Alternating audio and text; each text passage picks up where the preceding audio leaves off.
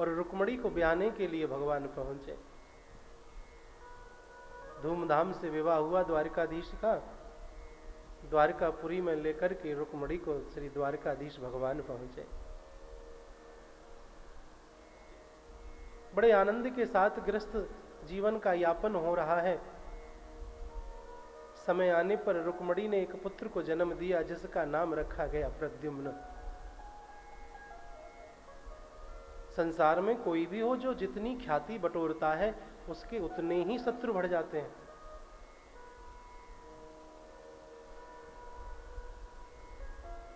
पत्थर उसी वृक्ष पर फेंक करके मारे जाते हैं जिस वृक्ष पर फल लगे होते हैं। निंदा भी तो उसी की होती है जिसके पास कुछ हो। भगवान से भी ईर्ष्या करने वालों की कोई कमी नहीं थी मेरे भाई बंधु। एक सम्रासुर नाम का बड़ा राक्षसी वृत्ति का राजा था, राक्षस था। भगवान के पुत्र का अपहरण करके ले गया और आकाश मार्ग से इसने बच्चे को मारने के लिए सागर में फेंक दिया। समुद्र में एक मछली ने उस बालक को निगल लिया। सम्रासुर ने तो सोचा वह मर गया होगा, अपने महलों में आ गया और वह मछली एक मछुआरे के हाथ लगी। बहुत बड़ी मछली थी। मछुआरे ने सोचा मैं इसे राजा को भेंट करूं तो मुझे कुछ इनाम मिलेगी। और देखो तो सही कमाल की बात, वही मछली सम्रासुर के यहां जाकर के मछुआरे ने दे दी। महाराज होनी को कौन टाल सका है।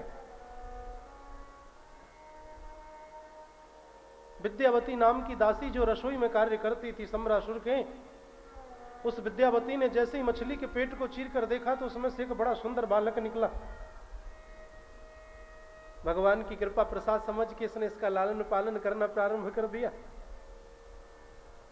सुखदेव जी कहते राजन परीक्षित ये बालक और कोई नहीं साक्षात कामदेव हैं।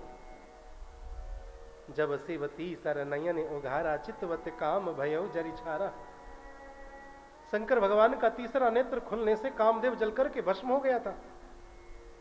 कामदेव की पत्नी रोने लगी तो शंकर भगवान बोले देवी अब तो हम कुछ नहीं कर सकते, लेकिन द्वापर युग में जब भगवान श्री कृष्ण अवतरित होंगे तो तुम्हारा पति जो है उनके घर पुत्र के रूप में जन्म लेगा। आज रति आई, इस बालक को अपने साथ में स्वर्ग लेकर के गई, सब कुछ स्मरण कराया, शक्तियां अर्जित कराई। और यही बालक प्रद्युम्न बड़ा होकर के सम्रासुर का वध करके अपनी पत्नी सहित जब द्वारकापुरी लौट करके आया तब तक भगवान द्वारकाधीश के 16,107 विवाह और हो चुके थे। दूसरा विवाह राजन परीक्षित भगवान का भालू की पुत्री के साथ में हुआ। भालू की पुत्री के? हाँ राजन। एक सत्राजित नाम के नागरिक थे, उनके पास एक शैमंतक नाम की मणि थी। उस मणि को वह अपने गले में धारण करके घूमा करते थे। बहुत से लोगों को होता है ना, दिखावा करने का बड़ा शौक होता है। सत्राजित को भी दिखावा करने का बड़ा शौक था। एक बुढ़िया थी और उस बुढ़िया ने बड़ी मेहनत करके एक सोने की अंगूठी बनवा ली और सोने की अंगूठी बनवा करके पहन करके पूरे गांव में डोली। उसी उंगली से बार बार बात करे, फलानी बात यूं हो गई बहन, ढिकानी बात यूं हो गई, ये क्या है वो क्या है। लेकिन कुछ समय की ऐसी चाल कि किसी की नजर उसकी अंगूठी पर गई नहीं। सुबह से शाम हम माताएं यदि नई साड़ी पहन लें तो होता है ना, दो चार सुनने को मिले, कहां से ली, अरे बड़ी अच्छी लग रही है, बड़ा सुंदर खिल रहे हो। कोई गले में सेट पहन ले तो पहन के माताएं थोड़ा दो चार जगह घूमती हुई है, सेल्फी लेकर के स्टेटस में लगाएंगे, स्टोरीज लगाएंगे, आदि आदि। महाराज बुढ़िया पूरे गांव में डोली लेकिन किसी ने भी उसकी अंगूठी की तरफ ध्यान नहीं दिया। शाम हो गई, बुढ़िया को गुस्सा आया और बुढ़िया ने क्या किया, अपनी फूस की झोपड़ी में आग लगा दी। धू धू करके जलने लगी झोपड़ी। सारा का सारा गांव पानी डाल रहा है, आग बुझा रहा है और वह बुढ़िया तब भी एक कोने में खड़ी हुई बार बार उसी उंगली से इशारा करे, मेरी झोपड़ी जल गई, बेटा पानी डालो, बेटा तू देख मेरी झोपड़ी जल गई। एक सत्संगी व्यक्ति ने सोचा, जिसकी झोपड़ी जल गई है वह खड़ा होकर के बस इशारा कर रहा है, कोई सामान तक अंदर से बाहर निकाल के नहीं ला रहा, पूरा गांव लग रहा, कारण क्या है? तो उस व्यक्ति की नजर उसकी उंगली में जो अंगूठी थी उस पर पड़ी। बुढ़िया के पास वह व्यक्ति पहुंचा, जाकर के बोला, माताजी बात ऐसी है, जो होना था वह तो हो गया, आग लगनी थी लग गई, ये सब छोड़ो, आप ये बताओ ये इतनी सुंदर अंगूठी आपने बनवाई कहां से, कितने की आई है? बुढ़िया कहने लगी, अरे नास पीटे, ये बात तूने मेरे से अब पूछी है, थोड़ी देर पहले पूछ लेता तो फिर मैं अपनी झोपड़ी में आग क्यों लगाती? तो महाराज दिखावा के चक्कर में व्यक्ति अपने पांव चादर से बाहर निकाल रहा है, परिणाम बड़े भयंकर हैं। असाधारण बनने के लिए व्यक्ति क्या से क्या नहीं करता, ब्रांडेड कपड़े पहनता है, ब्रांडेड हिसाब किताब अपने जीवन में रखता है, गाड़ियां एक से एक बढ़ के खरीदता है, केवल किस लिए कि मैं असाधारण दिखूं। ब्यूटी पार्लर में जाएगा, सैलून में जाएगा। लेकिन एक बात मैं आपको बताऊं, यदि आप असाधारण दिखना चाहते हो ना संसार में, तो असाधारण बनने के लिए कुछ भी करने की आवश्यकता नहीं है, बस आप साधारण बन जाओ, सरल बन जाओ, सहज बन जाओ, संसार में आपकी एक अलग अपने आप में पहचान अपने आप स्वतः बन जाएगी। मेरे भाई, दिखावे के चक्कर में नहीं पड़ना चाहिए। गाड़ी किस्तों पर, फ्लैट किस्तों पर, मकान किस्तों पर, मोबाइल किस्तों पर, टीवी किस्तों पर, फ्रिज किस्तों पर। मुझे तो कभी कभी ऐसा लगता है कि व्यक्ति श्वास भी किस्तों पर ही ले रहा है। रोटी कपड़ा और मकान ठीक है, कमाओ, खूब कमाओ, चकाचक कमाओ, व्यय भी करो। संपत्ति इस पृथ्वी पर रहने के लिए एक सुख देने वाली वस्तु है, होना चाहिए। लेकिन मेरे माई बाप, इतने भी दिखावे के चक्कर में ना पड़ो कि रात को नींद की गोली लेकर के सोना पड़े। जीवन में वही सुखी व्यक्ति अपने आप को समझे जिसे सोने के लिए नींद की गोली की आवश्यकता ना पड़ती हो और जागने के लिए अलार्म की जरूरत ना पड़ती हो, और 5 मिनट से ज्यादा उसे वॉशरूम में फ्रेश होने में नहीं लगता हो। वही व्यक्ति अपने आप को सुखी समझे। बहुत सी महान विभूतियां पहले सुना करते थे, महाराज पूरा अखबार पढ़ के ही बाथरूम से बाहर निकल के आते हैं। अब तो महाराज मोबाइल लेकर के पहुंच जाते हैं, वॉशरूम में बैठ जाते हैं। आजकल तो बैठने का सिस्टम भी बढ़िया है, चकाचक। कहीं भी जाओ पहले ही पूछ लेते हैं, मुरारी जी ये बताओ स्टैंडिंग है कि नहीं, इंग्लिश सीट है कि नहीं। गए घुटने, बोल गए। सबसे ज्यादा पवित्र वस्तु यदि कोई मुझे लगती आज संसारी के पास में, तो वो मोबाइल ही लगता है। बाथरूम में चला जाता है, वॉशरूम में चला जाता है, और फिर वही पूजा तक पहुंच जाता है। झूठे सूठे हाथ उस पे लगते रहते हैं। मेरे भाई बहन, थोड़ा बहुत तो आचार विचार होना ही चाहिए। वॉशरूम तक तो इस बीमारी को लेकर के मत जाओ, वहां तो शांति से बैठ करके कुछ सोचो जीवन का तो सोचो।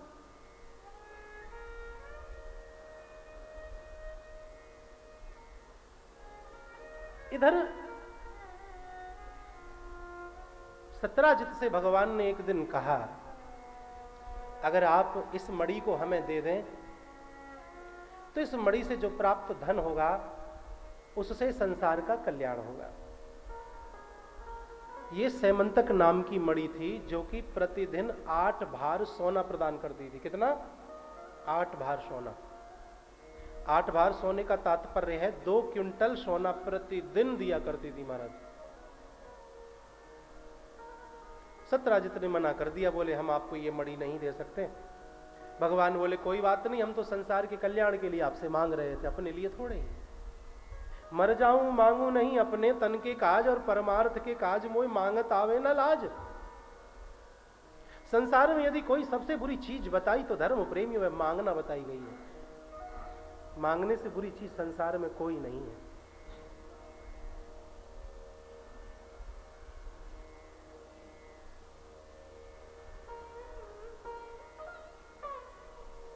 सत्यराजित ने देने से इनकार कर दिया, मना कर दिया। भगवान तो चाहते थे कि इस मणि से प्राप्त जो धन हो उससे प्रजा का दुख दर्द दूर किया जाए। नीति कहती है, विद्या ददाति विनियम विनियादयाति पात्रत्वाम पात्रत्वाद धनमाप्नोति धनार्थ धर्म तथा सुखम। विद्या विनियम, विद्या से विनम्रता आती है। पढ़े लिखे व्यक्ति की पहचान क्या है? वो विनम्र मिलेगा आपको। और विनम्रता से पद की प्राप्ति होती है। पद से मेरी माताओं धन की प्राप्ति होती है। और धनार्थ धर्म तथा सुखम, फिर धन से जब धर्म किया जाता है तब हमें सुख की प्राप्ति होती है। धन से सुख नहीं मिलता, लेकिन धन से सुख कब मिलेगा? जब आप धन से धर्म करोगे। धन से पुस्तक खरीद सकते हो, ज्ञान थोड़े ही। मूर्ति खरीद सकते हो, भगवान थोड़े ही। बिस्तर खरीद सकते हो, नींद थोड़े ही। भोजन खरीद सकते हो, भूख थोड़े ही। धन से सुख नहीं मिलता। धन से जब धर्म किया जाता है तब हमारे जीवन में धर्म प्रेमी सुख का आनंद होता है। आज अपने धन से कमाए हुए धन से आपने आकर के इस द्वारकापुरी में धर्म किया। ऐसा कौन सा चेहरा होगा जिस चेहरे पर खुशी ना हो? लोग आकर के मेरे कमरे में कह रहे, बोले महाराज जितना आनंद विवाह शादियों में नहीं आता उससे ज्यादा आनंद हमें इस भागवत कथा में प्राप्त हुआ है। जब धन से धर्म किया जाता है, अपनी मेहनत की कमाई में से आपने जैसी आपकी धारणा भावना रही होगी, जो भी आपने अपने नियम आदि बनाए होंगे, उस आधार से जब आपने द्वारकापुरी में आकर के भागवत जी की कथा कराई, धर्म का ये सुंदर कार्य किया, देखो तो सही सबके चेहरे पर मुस्कान है, सबके चेहरे पर एक ताजगी है, सबके चेहरे पर एक आनंद है। और बहुत मीठी मीठी यादें लेकर के आप अपने अपने घरों को जाने वाले मेरे भाई बहन, सब प्रसन्न होने वाले हैं। और घर जाओ तो लगना भी चाहिए, परिवार के लोगों को कहें कि अरे सरकार बदले बदले नजर आते हैं। बहू कहे सास तो बदल के आई है, सास कहे कि बहू तो बदल के आई है, बच्चे कहें पिताजी में तो बड़ा बदलाव है। अब तो सुबह सुबह रोजाना उठ करके पूजा पाठ करते, भगवान का नाम सुनते, कथा भी सुनने लगे हैं। अब तो जुड़ना यहीं तक मत छोड़ देना, अपने साथ लेकर के जाना यहां से कुछ चीजों को।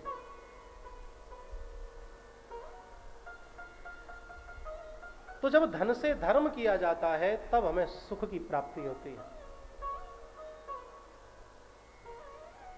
मेरे भाई बहन, उसी मणि को एक दिन सत्राजित का भाई प्रसेन पहन करके शिकार खेलने के लिए चला गया। एक ताकतवर सिंह से पाला पड़ा, सिंह ने उस प्रसेन का वध कर दिया और उस सिंह को एक भालू ने मार दिया। चमकीली वस्तु मणि को लेकर के भालू गुफा में चला गया। इधर सत्राजित को जब मालूम हुआ कि उसकी भाई की हत्या कर दी गई है, मृत्यु का समाचार मिला, तो उसने सोचा ना समझा और भगवान पर कलंक लगा दिया कि द्वारकाधीश मेरे से उस दिन उस मणि को मांग रहे थे, मैंने देने से इनकार कर दिया। हो सकता है कि उन्होंने उस मणि के लिए मेरे भाई की हत्या कर दी हो या करा दी। काजल से भी काली वस्तु यदि कोई संसार में है तो धर्म प्रेमी वह कलंक है। बद अच्छा बदनाम बुरा, बदनामी बहुत बुरी चीज होती है। कभी किसी को बदनाम मत करना, याद रखना, बदनामी कभी किसी की मत करना। भगवान को जब खबर लगी तो बड़ा दुख हुआ। भगवान गुरु के पास गए, बोले गुरुदेव मुझे ये कलंक क्यों लगा है? बोले द्वारकाधीश तुमने चौथ के चंद्रमा का दर्शन किया है भाद्रपद मास के, जिसके कारणवश तुम्हें कलंक लगा है। गुरुदेव के बताए हुए मार्ग का अनुकरण करते हुए जब द्वारकाधीश जंगलों में भटके तो देखा प्रसेन का मृत सब पड़ा हुआ है। प्रसेन के शरीर पर सिंह के पंजों के निशान हैं। भगवान समझ गए इसे शेर ने मारा है। थोड़ी दूर जाकर के देखा तो वहीं एक सिंह मरा हुआ पड़ा है। सिंह के नाखूनों में लंबे लंबे बाल थे। भगवान समझ गए इस सिंह को किसी ताकतवर भालू ने मारा है। पद चिन्हों का अनुकरण करते करते करते करते भगवान एक गुफा में घुस गए। मणि के प्रकाश में एक कन्या बैठी हुई थी। थोड़ा सा बेच डालना, हल्का सा बेच डालना।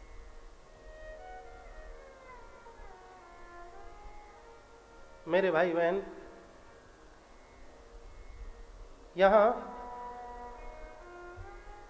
अपरिचित व्यक्ति को देख करके उस कन्या के मुंह से चीख निकली। कन्या के पिता ने भगवान पर आक्रमण कर दिया।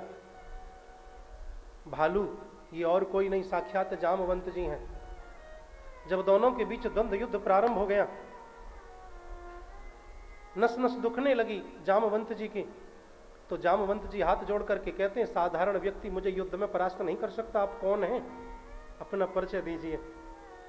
भगवान ने जब अपना परिचय दिया तो जामवंत बड़े दुखी हुए कि मैंने अपने प्रभु राघवेंद्र पर हाथ छोड़े, भगवान मेरे से बड़ी भूल हुई। भगवान कहते हैं, जामवंत जी आप भूल गए, मैं नहीं भूला। त्रेता युग में जब मैं सभी वानरों को कुछ ना कुछ दे रहा था तो मैंने आपसे भी कहा मांगो क्या चाहिए। जामवंत कहने लगे, प्रभु मैं देखना चाहता हूं कि मेरे राघवेंद्र सरकार की बाजुओं में कितनी ताकत है। भगवान राम कहते हैं, रे जामवंत जी यहां मर्यादा पुरुषोत्तम है, अभी तो तुम्हारी इच्छा पूरी नहीं कर पाएंगे, लेकिन समय आने पर यदि तुम्हारी ऐसी इच्छा है तो हम तुम्हारी जरूर इच्छा पूरी करेंगे।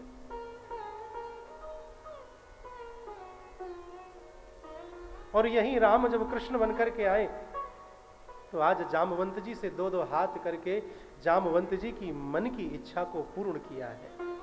याद रखना, भगवान के यहां देर हो सकती है, अंधेर कभी नहीं होती। प्रभु आप इस घने जंगल में क्या कर रहे हैं? जामवंत जी क्या बताएं, एक मणि के चक्कर में बड़े परेशान हैं। प्रभु वह मणि मेरे पास है। अपनी पुत्री का हाथ भगवान के हाथ में रखा और उसके ऊपर मणि रख दी और कहा, प्रभु इस मणि के साथ साथ आप मेरी हृदय मणि पुत्री जामवंती को भी स्वीकार करें। इस प्रकार से भगवान का दूसरा विवाह भालू की पुत्री जामवंती के साथ में संपन्न हो गया। बोलिए द्वारकाधीश भगवान। अब जामवंती को लेकर के द्वारकाधीश द्वारिका पहुंचे। रुक्मणी को खबर लगी कि भगवान दूसरा विवाह कर लाए। अब सोचिए माताओं, आपके पति कहीं जाएं भ्रमण करने के लिए और दूसरी संग में ले आए तो कैसा लगेगा? अब रुक्मणी जी ने तो विचार किया, अब जो होना था वो तो हो गया, ले आए तो ले आए, लेकिन मैं बड़ी हूं तो मेरा कर्तव्य बनता है कि मैं मुंह दिखावनी करूं। रुक्मणी जी मुंह दिखावनी करने के लिए गई, लेकिन जामवंती अपना मुंह ना दिखाए। क्यों? क्योंकि जामवंती के चेहरे पर अनचाहे कुछ बाल थे। माता पिता पर संतान जाती है, जैसे माता पिता का रंग रूप आकार बोलचाल हंसना होता है ना, उससे कुछ ना कुछ जरूर संतान के अंदर आता है। तो जामवंती के चेहरे पर कुछ अनचाहे बाल थे, शरीर पर भी कई बाल थे। रुक्मणी कहे, बहन मुंह दिखा, लेकिन जामवंती घूंघट किए हुए है, कभी इधर अपना मुंह घुमा ले, कभी इधर फेर ले। भगवान से रुक्मणी ने पूछा, प्रभु ये अपना मुंह क्यों नहीं दिखाती? बोले ये ज्यादा सुंदर है इसीलिए अपना मुंह नहीं दिखाती है। अब तो रुक्मणी जी को और घबराहट हो गई, हे भगवान कहीं ये मेरे से ज्यादा सुंदर हुई तो ऐसा ना हो कि भगवान मेरे से ज्यादा प्रेम इसे करने लगे। अब तो रुक्मणी बोली, दिखाना बहन अपना चेहरा तो दिखा, एक बार तो दिखा, मैं तेरी बड़ी हूं, बड़ी बहन जैसी हूं। लेकिन जामवंती चेहरा ना दिखाए, भगवान से पूछें तो भगवान बार बार एक ही बात कह दें कि ये ज्यादा सुंदर है, ये बहुत सुंदर है। रुक्मणी ने विचार किया कि क्या करूं, तो रुक्मणी बोली, देख बहन, तू भले मुझे मुंह दिखा या मत दिखा, लेकिन मैं तुझे मुंह दिखावनी में एक आशीर्वाद देती हूं कि तू मुझ जैसी परम सुंदरी हो जा। रुक्मणी ने सोचा कि मेरे से ज्यादा होगी तो कम से कम मेरी जैसी तो हो जाएगी और इस बात का बुरा भी नहीं मानेगी। भगवान यही तो चाहते थे रुक्मणी से कहलवाना। भाई द्वारकाधीश की पटरानी है महाराज।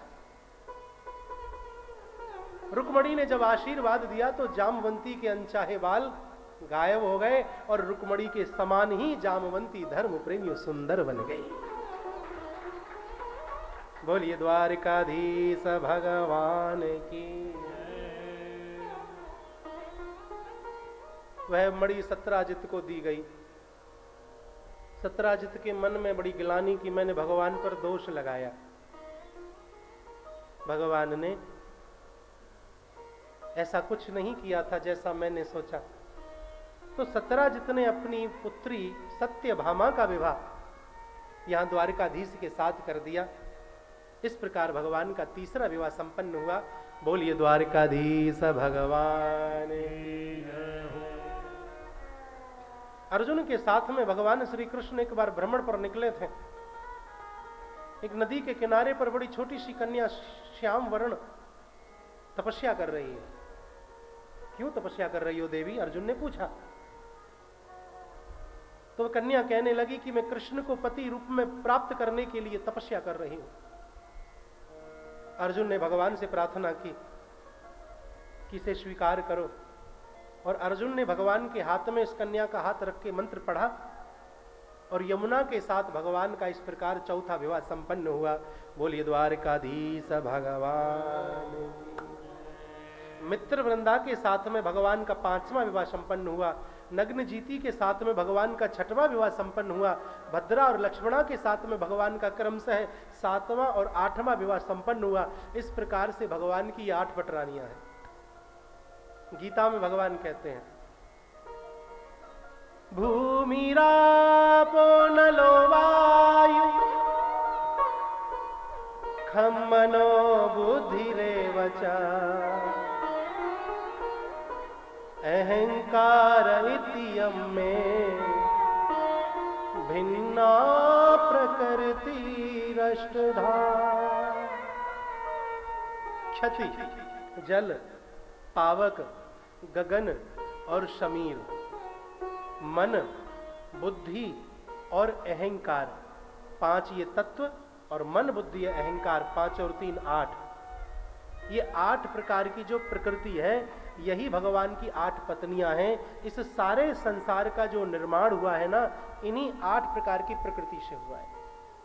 आपकी आंख पे लगा हुआ चश्मा, आपके शरीर पे पड़ा हुआ ये वस्त्र, जो भी कुछ आप देख रहे हो, ये सब कुछ हम आप 8 प्रकार की प्रकृति से ही निर्मित है।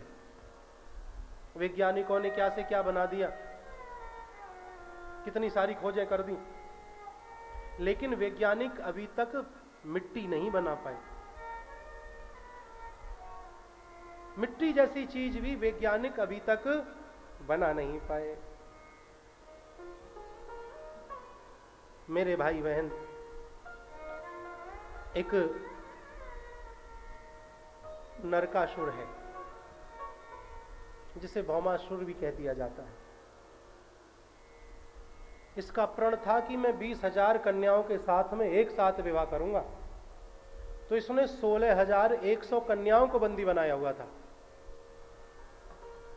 भगवान ने जब इस नरकासुर का वध किया और 16,100 कन्याओं को बंधन मुक्त किया, भगवान ने कहा, देवियों अब तुम अपने अपने घरों को जा सकती हो। कन्याएं कहती हैं, प्रभु आपने हमें बंधन मुक्त किया। वो एक राक्षस था, केवल एक उसकी नजर में उसी की नजर हमारे ऊपर गंदी थी, लेकिन अब तो ये पूरा का पूरा समाज हमें नरकासुर जैसी दृष्टि से देखता है। भगवान, हमारे परिवार वाले तो हमें स्वीकार भी कर लें, क्योंकि एक बार को उन्हें हम पर दया आ सकती है, लेकिन हमसे विवाह कौन करेगा, क्योंकि हम ऐसे दुष्ट पापी के यहां पर बंधन में रही हैं, जेल में रही हैं। हमारे सामने तो अब एक ही रास्ता बचा है कि हम आत्महत्या कर लें। भगवान बोले, यदि आपने आत्महत्या की तो ये तो बड़ा गड़बड़ हो जाएगा, पृथ्वी रसातल को चली जाएगी। देवियों, मैं तुम्हें ससम्मान जीवन देने के लिए तैयार हूं। आज से तुम्हें किसी का भय नहीं होगा, आज से तुम्हें एक पहचान होगी।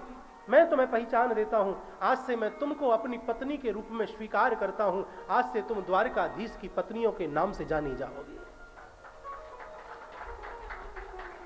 ससम्मान जीवन देने के लिए भगवान ने यह लीला की, और 16,100 कन्याओं को जो इच्छा मृत्यु प्राप्त करना चाहती थी, जो आत्महत्या का विचार बनाए हुई थी,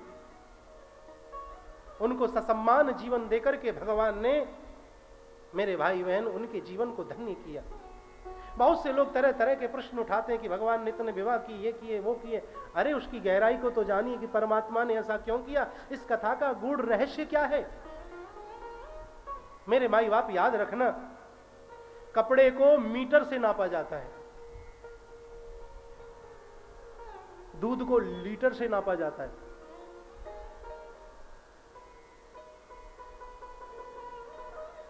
अगर आप दूध को मीटर से नापोगे तो नाप नहीं सकते,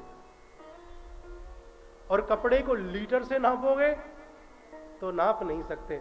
इसी प्रकार भगवान को बुद्धि से नहीं नापा जाता। भगवान बुद्धि का विषय नहीं है। लोग बुद्धि लगाते हैं कथा में बैठने के बाद। मैंने एक दिन आपसे निवेदन किया था ना कि 2 जूते तो उतारने पड़ेंगे। पहले दिन कथा में मैंने निवेदन कर दिया था आपसे, अहंकार का और बुद्धि का। परमात्मा को बुद्धि से नहीं नापा जा सकता। हां, परमात्मा को नापा जाता है तो भाव से नापा जाता है। परमात्मा भाव के भूखे हैं, परमात्मा प्रेम के भूखे हैं। भगवान की कथाओं पर कोई प्रश्नवाचक चिन्ह उठाए, मेरे भाई बहन, मुझे आपत्ति भी कोई नहीं होती, जिसको जो कहना वो कहे। लेकिन मैं एक प्रार्थना जरूर करता हूं उन लोगों से, भाई तुम रामचरितमानस पर कोई प्रश्न उठा रहे हो, क्या एक बार तुमने किसी सच्चे सदगुरुदेव की शरण में रहकर के रामचरितमानस को पढ़ा? एक बार पढ़ लो, फिर प्रश्न करना। जब तक किसी चीज को तुमने पढ़ा नहीं, जाना नहीं, और उस पर आप प्रश्नवाचक चिन्ह लगाएं, उंगली उठाएं, ये अधिकार नहीं है किसी को।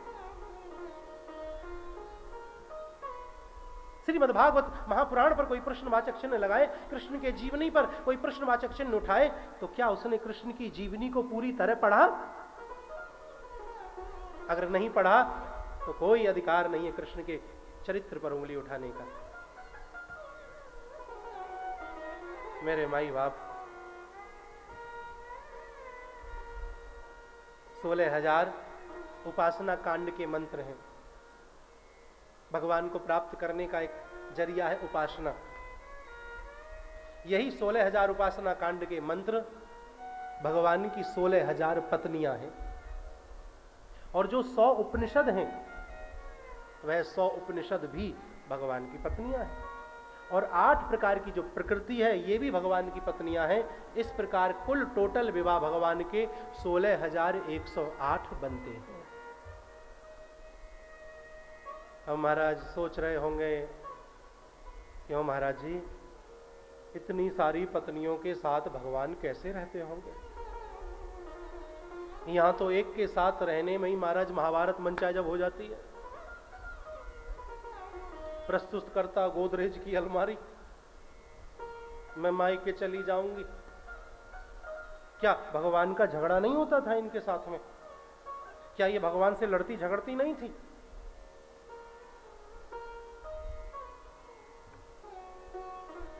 ऐसी बात नहीं है कि झगड़ा नहीं होता था, झगड़ा होता था। लेकिन भगवान क्या करते थे, जब कोई रानी क्रोध करती ना, तो भगवान ठंडे हो जाते। सत्यभामा भी खूब गुस्सा करती थी। नग्नजीती को भी बड़ा गुस्सा आता था, बड़ी लाडली बहन थी। मित्रवृंदा को भी गुस्सा आ जाता था। यमुना भी कभी कभी आंखें निकाल देती थी। लेकिन भगवान क्या करते, जब कोई गुस्सा करते ही भगवान ठंडे हो जाते। गृहस्थ जीवन को जीना है ना, तो एक को ठंडा होना सीखना पड़ेगा। एक को गुस्सा आए तो दूसरा नरम पड़ जाए, दूसरे को गुस्सा आए तो पहला नरम पड़ जाए। और दोनों ही तार यदि गर्म फेस में लगा दोगे महाराज तो ब्लास्ट हो जाएगा। पड़ोस में एक सोसाइटी में किराए पर नए दंपत्ति रहने के लिए आए और उनके घर में से बार बार हंसी की आवाज आए, ठहाकों की आवाज आए, सुबह शाम दिन दोपहर। जब भी वह पति लौट के आता, घर में घुसता, तो कुछ ना कुछ हंसी की आवाज आती, कभी पति की कभी पत्नी की, बहुत जोर जोर से हंसे। पड़ोसी बड़े दुखी, बोले एक हम अपनी पत्नियों से इतने दुखी हैं कि रोना धोना होता है और इनके घर में से आवाज आती है। क्यों ना इस सूत्र को पूछा जाए, मालूम तो पड़े कि इतना आनंद से ये लोग कैसे जी रहे हैं।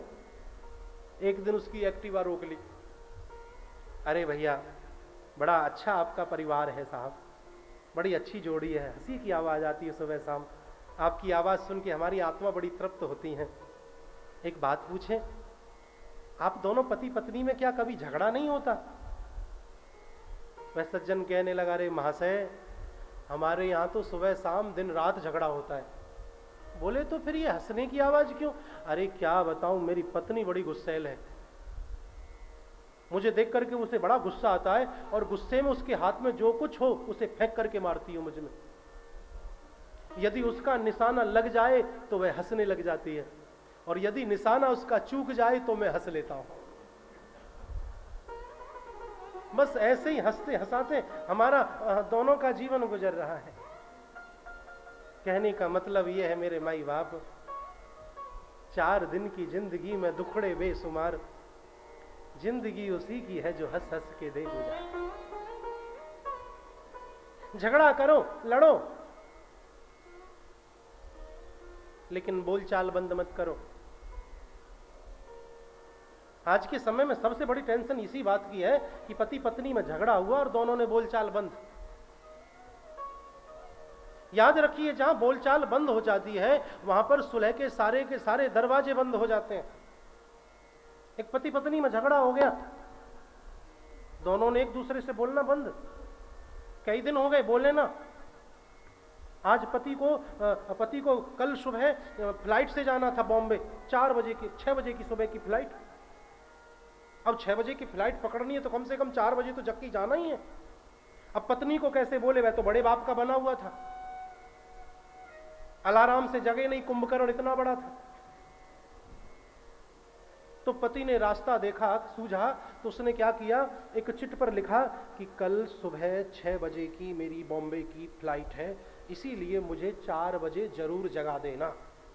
चिट लिखी और चिट लिख के पत्नी को ऐसे पकड़ाई। पत्नी ने देखा कि कुछ देर आए तो पत्नी ने भी ऐसे करके पढ़ा। दोनों बड़े बाप के बने हुए कि उसमें देखा कि इसे 4 बजे जगाना है, 6 बजे फ्लाइट से जाना है। दोनों के दोनों सो गए।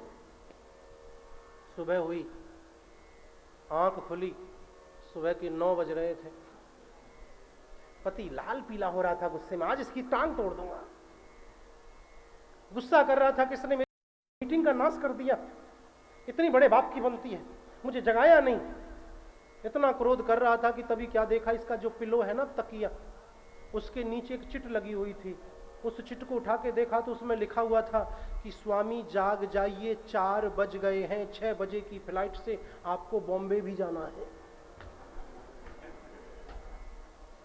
तो कहने का मतलब यह है कि इंडिया और पाकिस्तान जैसे हालात हैं तब भी हम साथ साथ हैं।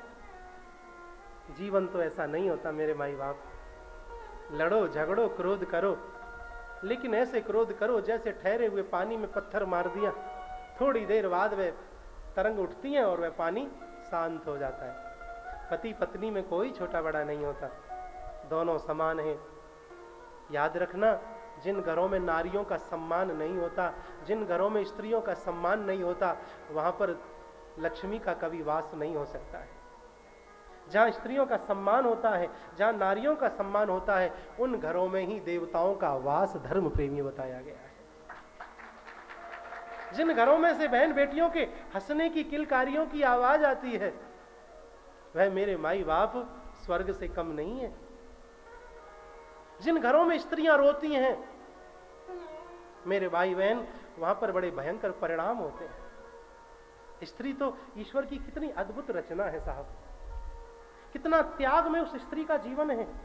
सर्दी हो, गर्मी हो, कुछ भी हो, उसको तो समय पर जगना है, आपके लिए सारी व्यवस्थाएं करनी है, आपके परिवार को संभालना है, आपके बच्चों को संभालना है। जीवन उसका जरूर है, लेकिन उसने तो तुम्हारे नाम कर दिया। यदि सिंदूर भरती है तो तुम्हारे नाम का, गले में मंगलसूत्र पहनती है तो तुम्हारे नाम का, पांव में बिछुआ पहनती है तो तुम्हारे नाम का, व्रत भी यदि करती है तो तुम्हारी लंबी उम्र का। कभी भी अपनी पत्नी का अपमान ना करना, कभी भी स्त्री का अपमान ना करना। स्त्री जैसा त्याग पुरुष नहीं कर सकता है। स्त्री श्रद्धा की पात्री होती है। जैसे ही बहन बेटी का नाम स्मरण होता है तो हृदय में श्रद्धा उत्पन्न होने लग जाती है। हद की बात तो तब हो जाती है महाराज, अगर बेटा बहू की बात माने तो सास कहती है कि मेरा बेटा तो गुलाम हो गया, और यदि दामाद बेटी की बात माने तो मेरा दामाद बहुत अच्छा है। ये दोहरा रवैया नहीं चलेगा, याद रखना। ऐसे लोगों का जीवन नरक बन जाता है। मेरे माई बाप, स्त्रियों को हंसने का अधिकार है, इन्हें मुस्कुराने का अधिकार है। स्वच्छंदता में और स्वतंत्रता में फर्क है।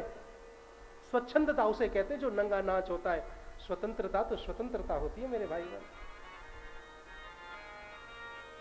सम्मान करो बहनों का, बेटियों का, बहुओं का, पत्नियों का। भगवान की कितनी सुंदर कृति है एक स्त्री।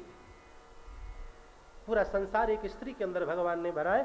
कभी उठा करके देखो, शास्त्रों को पढ़ के देखो। स्त्री भावना से समझ में आती है, दिमाग से नहीं। और व्यक्ति उसे दिमाग से समझना चाहता है ना। स्त्री तो भावना का विषय है।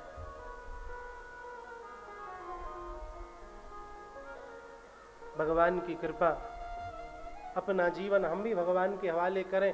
हम सब भी तो स्त्रियां हैं, आत्मा हैं, और आत्मा का पति तो परमात्मा ही है।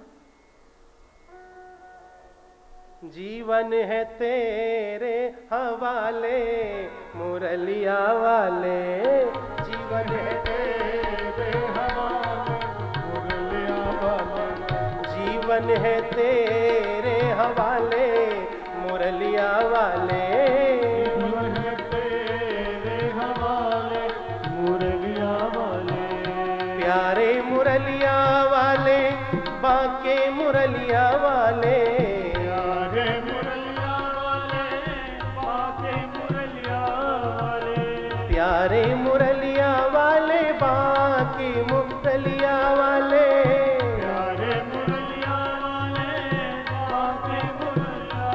ओ जीवन है तेरे हवाले मुरलिया वाले, जीवन है तेरे हवाले मुरलिया वाले। प्रेम से दोनों हाथ उठा के काली सेवा कर रही है।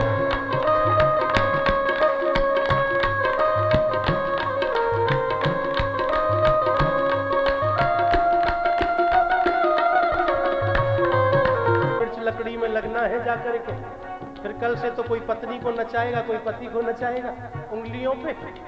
इसीलिए द्वारिका धाम में आज आखिरी दिन है। बड़े भाग, क्या पता जीवन का क्या भरोसा, हम हो आप ना हो, आप हो हम ना हो। इसीलिए दोनों हाथ उठा के जय द्वारिकाधीश।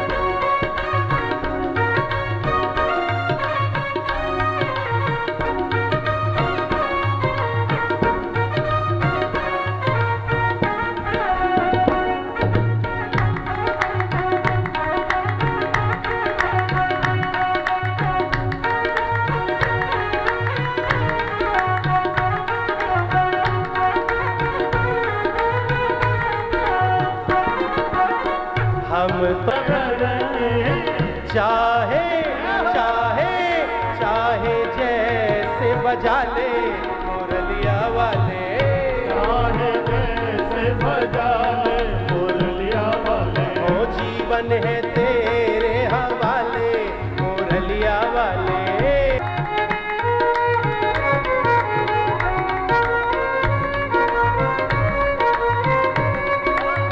हाथ की कठपुतली तेरे हाथ की, हम कठपुतली तेरे हाथ की, तेरे हाथ की तेरे हाथ की, हम जीवन है तेरे हवाले मुरलिया वाले।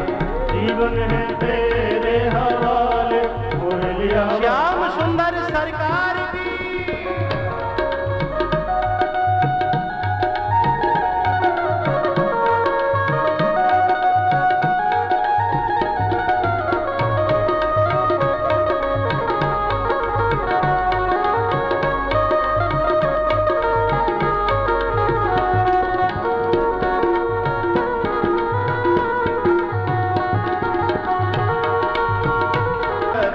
दास बना के, दास बना के, दास बना के, श्री चरणों का दास बना के, चरणों का दास बना ले, प्यारे मुरलिया वाले बाके मुरलिया वाले, प्यारे मुरलिया वाले बाके मुरलिया वाले, प्यारे मुरलिया वाले बाके मुरलिया वाले, ओ प्यारे मुरलिया वाले मुरलिया वाले, जीवन है तेरे हवाले मुरलिया वाले, जीवन है तेरे हवाले मुरलिया वाले, जीवन है।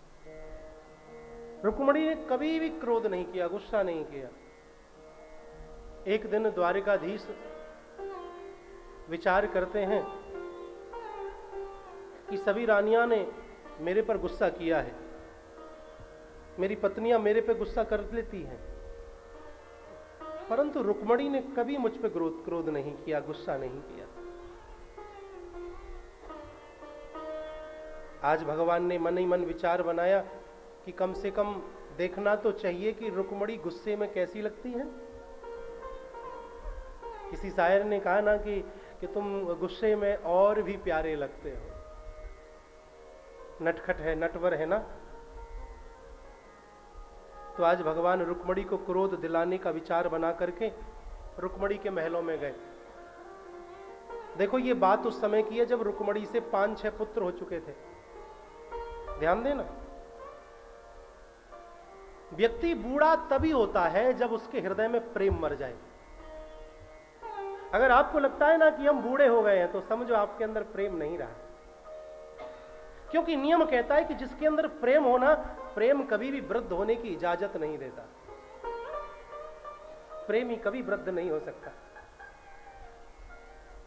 आप देखो तो श्रीधाम वृंदावन में 90-90 साल की डोकरी कैसा श्रृंगार कर करके राधा रमण को रिझाती हैं, राधा वल्लभ को रिझाती हैं। 80-80, 90-90 साल के बुजुर्ग कैसे कैसे जोरदार ठुमके लगाते हैं कृष्ण के आगे। बरसाना में जाकर के देखो, एक से बढ़कर के एक आपको रसिक समाज का दर्शन होगा। उनमें इतना ये आनंद क्यों? क्योंकि उनके हृदय में प्रेम भरा हुआ है। इसको कभी वृद्ध होने की इजाजत देता ही नहीं है।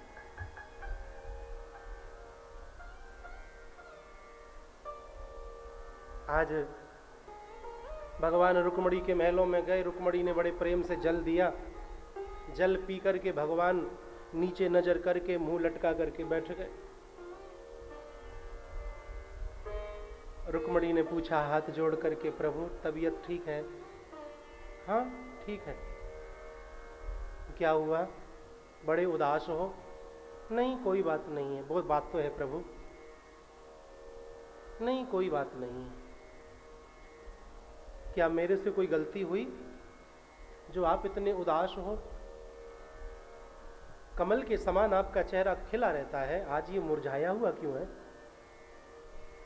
भगवान कहते हैं, रुक्मणी एक आध गलती हो तो बताएं भी तुम्हें। तुमने तो गलतियों पे गलती की हुई है। बताओ नाथ, मैं उनमें सुधार करूंगी, आप नाराज ना हो मेरे से। मेरी वजह से यदि आप उदास हैं तो मेरे लिए धिक्कार है प्रभु। देखो रुक्मणी, सबसे बड़ी गलती तो आपने हमसे विवाह करके की है। कब की बात है ये? जब 5-6 पुत्र हो चुके हैं, तब कह रहे हैं भगवान। कितना नटखट है। सबसे बड़ी गलती तो आपने हमसे विवाह करके की है। अरे कहां में गाय चराने वाला ग्वाला और कहां पे राजा की एक लड़की राजकुमारी। मेरा और तुम्हारा तो सामंजस्य कहीं से बैठता ही नहीं है। सबसे बड़ी भूल तुमने हमसे विवाह करके की है। भगवान ने तिरछी नजर से रुक्मणी की तरफ देखा कि क्रोध आया कि नहीं, लेकिन रुक्मणी को क्रोध नहीं आया। भगवान ने दूसरी बात कही, देवी तुम कहोगी विवाह तो नहीं करते, लेकिन आप देव की नंदन हो, वसुदेव नंदन हो, तो हमने तुमसे विवाह कर लिया। अगर ऐसा सोच करके देवी हमसे आपने विवाह किया है तो ये आपकी बहुत बड़ी भूल है, क्योंकि कोई हमें नंद नंदन कहता है, कोई वसुदेव नंदन कहता है, कोई यशोदा नंदन कहता है, कोई देवकी नंदन कहता है। सच्चाई तो ये है कि हमें खुद नहीं पता कि हमारी माँ कौन है और हमारा बाप कौन है। भगवान ने सोचा अब तो माँ बाप तक बात आ गई, अब तो क्रोध आ ही गया होगा।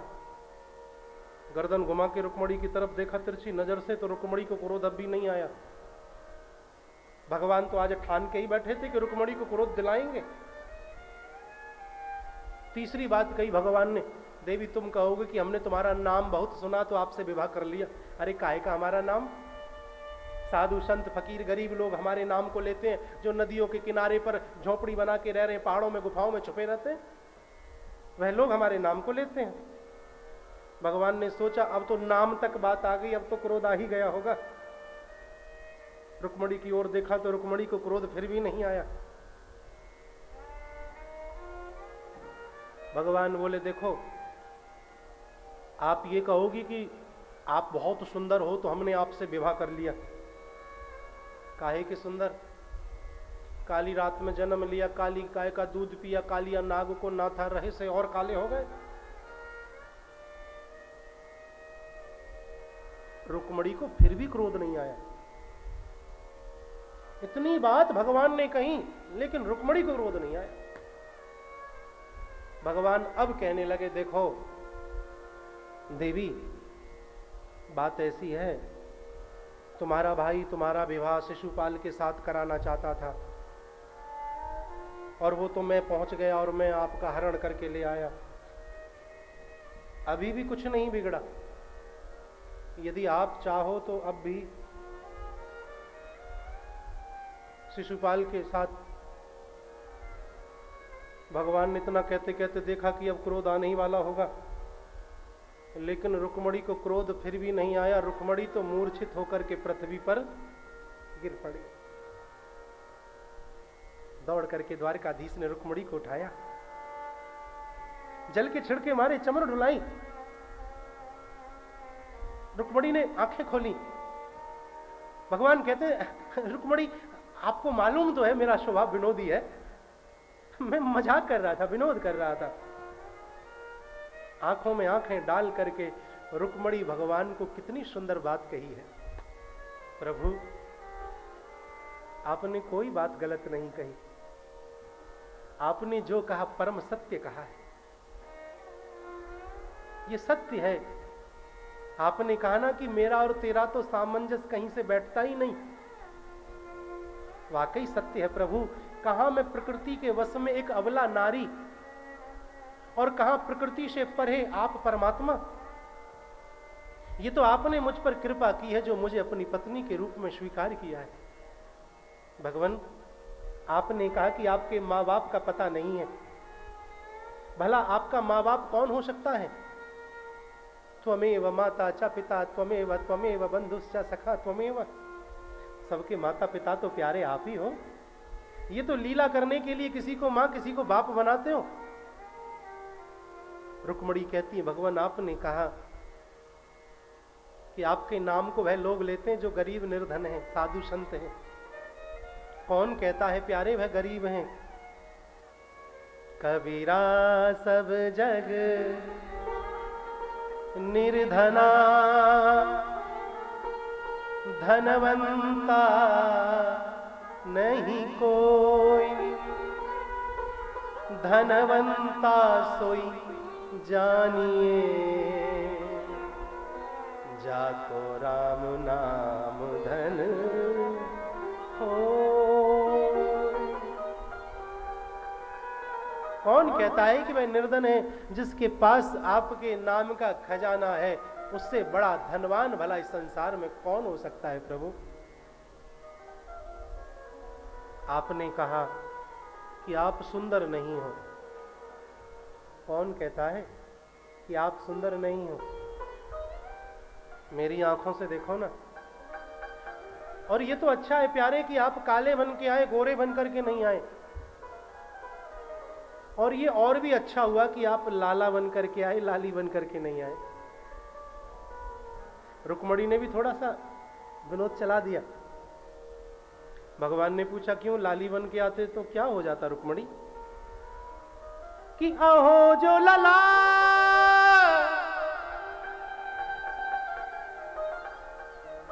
तुम होते लली। हे द्वारकाधीश, हे हरि, हे कृष्ण, हे माधव, हे मधुसूदन, अहो जो लला तुम होते लली, तो गले कट जाते करोड़न के। जब आप लाला बन करके आए तो सारी दुनिया आपकी दीवानी है। 16,108 तो पत्नियां हैं प्यारे आपकी। जरा विचार करिए, आप लली बन करके आते तो आपको पाने की चाहना में ये राजा महाराजा एक दूसरे का कत्ल कर देते, एक दूसरे की सर को कलम कर देते। अच्छा हुआ कि आप लाला बन करके आए। और वो भी अच्छा हुआ कि आप गोरे बन करके नहीं आए, काले बन करके आए। हमारी माताएं गाती है ना, 2 लाइन सुनाऊं द्वारकाधीश को।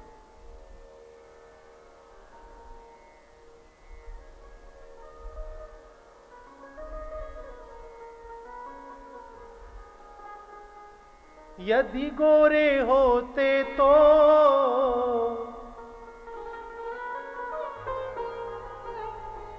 यदि गोरे होते तो जाने क्या करते मोहन। गोरे होते तो जाने क्या करते मोहन। यदि गोरे होते तो जाने क्या करते मोहन। यदि गोरे होते तो जाने क्या करते मोहन। जब काले रंग पर ही, जब काले रंग पर ही, जब काले रंग पर ही, जब काले रंग पर ही दुनिया मर जाती है। जब काले रंग पर ही दुनिया मर जाती है। घनश्याम तेरी मुरली घायल कर जाती है। घनश्याम तेरी मुरली घायल कर जाती है।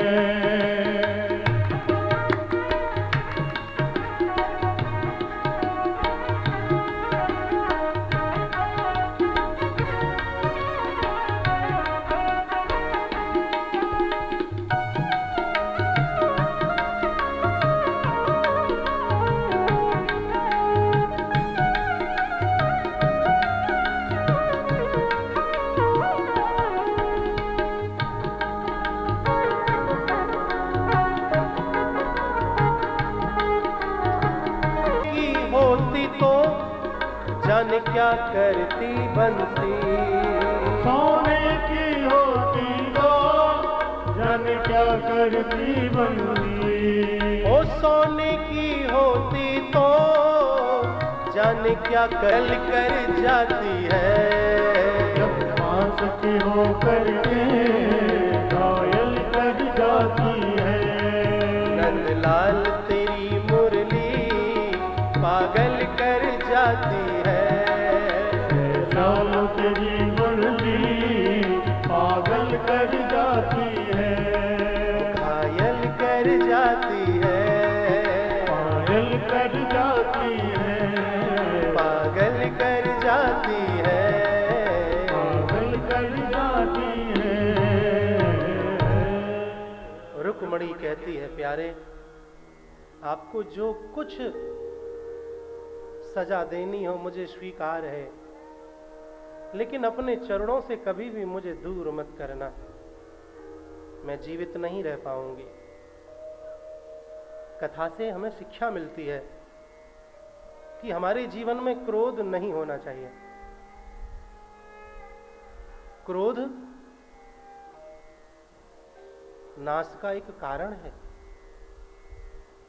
क्रोध कभी अकेला नहीं आता, क्रोध अपने पूरे परिवार के साथ में आता है। जैसे आपका हमारा परिवार है, ऐसे ही क्रोध का भी अपना परिवार है। अकेला व्यक्ति आए तो उसका सामना किया भी जा सकता है, लेकिन जहां पूरे परिवार सहित आक्रमण कर दे कोई, तो कैसे संभला जाए। क्रोध की माता का नाम है उपेक्षा, जहां से क्रोध जन्म लेता है। क्रोध के बाप का नाम है भय। क्रोध अपने से कमजोर व्यक्ति पर ही आता है, ताकतवर पर नहीं, याद रखना। जो अपने से कमजोर होगा उसी पर क्रोध आएगा। क्रोध के बाप का नाम है भय, क्रोध की मां का नाम है उपेक्षा, क्रोध की पत्नी का नाम है हिंसा, जो प्रायतः पीछे छुपी रहती, आवाज लगाने पर बाहर निकल आती है। क्रोध की पत्नी हिंसा है। क्रोध के भाई का नाम है अहंकार, क्रोध की बहन का नाम है जिद, क्रोध के बेटे का नाम है बैर, और क्रोध के खानदान की जो नकचड़ी बहू है ना, उसका नाम है घृणा। दो पोती और हैं, एक का नाम है निंदा और दूसरी का नाम है चुगली, जो कि प्रायतः कान और मुंह पर बैठी रहती है। तो ये पूरा का पूरा क्रोध का खानदान है, परिवार है। एक व्यक्ति आए तो उससे बचा भी जा सकता है, लेकिन जहां पूरा का पूरा परिवार ही आक्रमण कर दे तो महाराज उससे बच पाना तो बड़ा कठिन हो जाता है। इसीलिए याद रखना मेरे भाई बहन, क्रोध को ना द्वारकाधीश के चरणों में ही छोड़ करके जाना। क्रोध सबको आता है, सबको नहीं आता, लेकिन क्रोध कहां करना है, कितना करना है। क्रोध करते समय व्यक्ति को बोध नहीं खोना चाहिए। जहां व्यक्ति क्रोध करते समय बोध खो देता है, वही नाश का कारण बन जाता है। एक सेकंड के क्रोध के कारण बस ये कचहरियां, ये कोर्ट भरे हुए हैं। इस संसार में जीने का एक रास्ता तो अपनाना ही पड़ेगा। रास्ते दो हैं, लेकिन कोई भी एक अपनाओ। या तो सामने वाले से क्षमा मांग लीजिए, या फिर सामने वाले को क्षमा कर दीजिए। क्षमा मांगना सीख लो या क्षमा करना सीख लो। इन दो रास्तों में से एक रास्ता अपनाओगे तो जीवन सरल हो जाएगा। किस किस को यारो पत्थर मारे, कौन पराया है। शीश महल में हर एक चेहरा अपना दिखता है। भव सागर में मिलकर रहना अच्छा लगता है, हम भव सागर तर जाएंगे ऐसा लगता है। प्रेम करना सीखो। भागवत जी की कथा प्रेम करना सिखाती है। ये कोई पोथी नहीं, ये कोई पुस्तक नहीं, ये कोई किताब नहीं, ये कोई पन्नों का समूह नहीं, ये साक्षात कृष्ण है, ये साक्षात प्रेम है। रुक्मणी और कृष्ण के संवाद से हमें शिक्षा मिलती है कि हमारे जीवन में गृहस्थ कैसा होना चाहिए। गृहस्थ तो सबका है, लेकिन सदगृहस्थ बने तो जीवन आनंदित हो।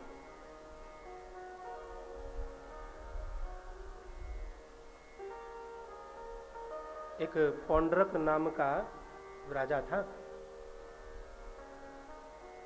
और उसने जब वासुदेव के विषय में सुना तो अपने मंत्री आदियों से पूछा, भाई ऐसा क्या है उसके अंदर। बोले महाराज उसके 4 हाथ हैं और वो सुदर्शन चक्रधारी है। बोले हम भी 4 हाथ धारण कर लें और सुदर्शन, बोले आप भी बन जाओगे। अब उसने क्या किया, लकड़ी के 2 हाथ लगवा लिए, बटन से चलने वाला सुदर्शन चक्र उंगली में, अपने नाम की आरती बनवा दी। ओम पौंड्रक देवा स्वामी जय पौंड्रक देवा, भक्त जनन के प्राणन के लेवा। अपने ताबीज, अपने बिल्ला, अपने फोटो लोगों के गले में लटकवा दिए। अपना प्रचार प्रसार कर दिया खूब अच्छे ढंग से। मेरे माई बाप कहने का मेरा तात्पर्य यह है कि आज भी ऐसे बहुत सारे पौंड्रक हमारी समाज में समय समय पर पैदा हो रहे हैं, और बहुत आए तो बहुत बढ़ गई है। मैंने निवेदन किया था ना कथा में कि धर्म तो केवल एक है, सत्य सनातन धर्म, बाकी पंथ हैं, मत हैं, उपासना की अलग अलग अपनी विधियां हैं, लेकिन धर्म तो सत्य सनातन धर्म है। अधिकांशतः क्या होता है कि पहले रामकृष्ण को सामने रख करके अपना नाम कमाया, और नाम कमाने के बाद रामकृष्ण को साइड में कर दिया और स्वयं ही भगवान बन गए। इस तरह से पब्लिक भोले वाली जनता में अपने आप को पेश कर देते हैं जैसे कि ये कितने बड़े महाराज, कितने बड़े सिद्ध आदि हैं। याद रखिएगा, जो संत होता है ना वो सिद्धि के पीछे भागता है और ना ही वे प्रसिद्धि के पीछे भागता है। उसे प्रसिद्धि से कोई मतलब नहीं, उसे सिद्धि से भी कोई मतलब नहीं। मेरे भाई बहन, पौंड्रकों से अत्यंत सावधान रहने की आवश्यकता है। मैं अपनी हिंदू समाज से निवेदन करना चाहता हूं, द्वारकापुरी के इस धाम से प्रार्थना करना चाहता हूं कि जो तुम्हारे शास्त्र सम्मत हैं, जो तुम्हारे वेद पुराणों ने तुम्हें सिखाया है, जो तुम्हारे ऋषि महर्षियों ने तुम्हारे लिए रचित किया है, उन्हीं देवी देवताओं का हमें पूजन करना चाहिए।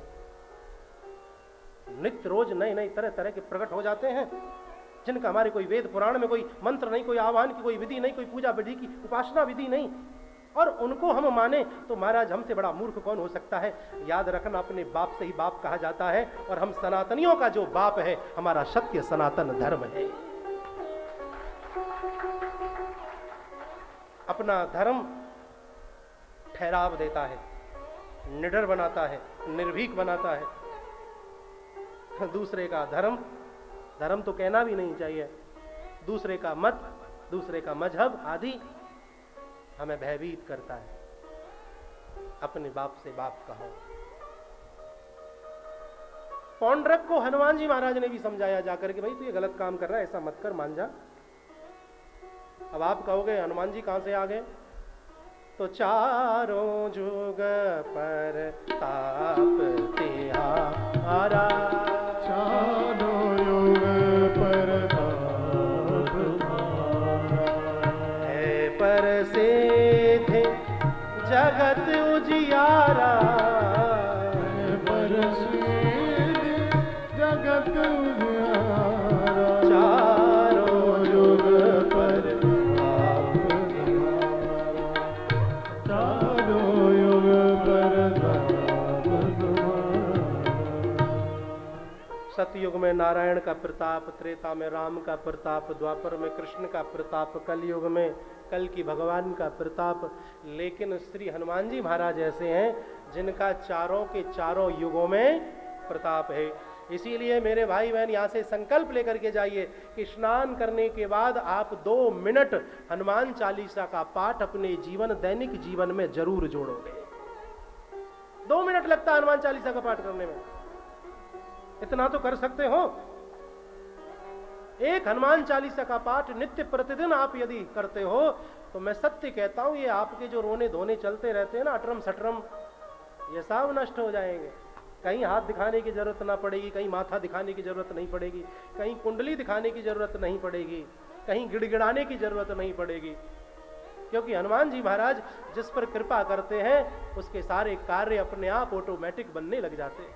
तो अपने दैनिक जीवन में एक हनुमान चालीसा का पाठ आप अवश्य जोड़ेंगे, ऐसी व्यास मंच की आप सबसे प्रार्थना है, निवेदन। तब भगवान ने आकर के इस पौंड्रक का वध किया।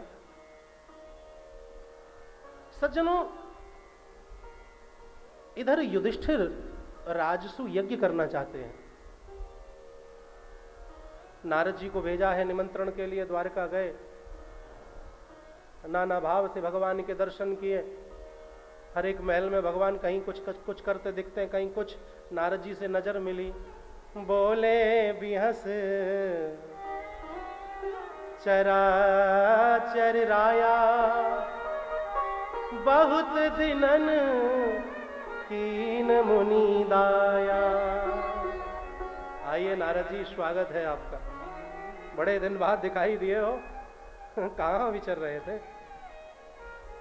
संत जहां पहुंच जाए वहां सोना सोना हो जाता है, याद रखना। संत जहां पहुंच जाए वहां सोना सोना हो जाता है, और संत जहां से चले जाएं वहां पर सूना सूना हो जाता है। आज हमारा भाग्य है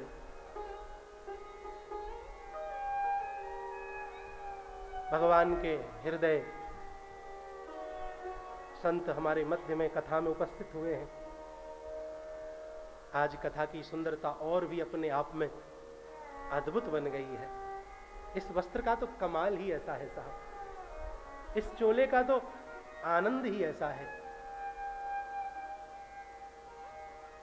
संत भगवान कथा में पधारे और कथा के साथ में दर्शन संतों का मिले, इससे बढ़कर के और कोई दूसरी बात मेरे भाई बहन होती नहीं है। मुझे बताया गया और बात भी सत्य, जब संत पधारे तो आशीर्वचन हमें श्रवण करना भी चाहिए। दो शब्द द्वारिकाधीश की इस भूमि से बड़े भाव के साथ में, प्रेम के साथ में हम संत भगवान के श्रवण करके अपने जीवन को कृत कृत करेंगे, धन्य धन्य करेंगे। शांति के साथ बैठे रहिएगा और प्रेम पूर्वक एक एक शब्द को अपने हृदय में उतार के आशीर्वचन ग्रहण करिएगा। बोली वृंदावन बिहारी लाल की, बोलो भागवत महापुराण की, बोलो व्यास जी महाराज की। आज बहुत ही सौभाग्य की बात, बहुत हर्षोल्लास की बात कि हमारे बीच स्वामीनारायण मंदिर के प्रमुख स्वामी जी महाराज पधारे। मैं दिल से इनका बहुत बहुत स्वागत करता हूं और व्यास मंच पर आग्रह करता हूं कि दुपट्टा पहनाकर महाराज जी का स्वागत करें।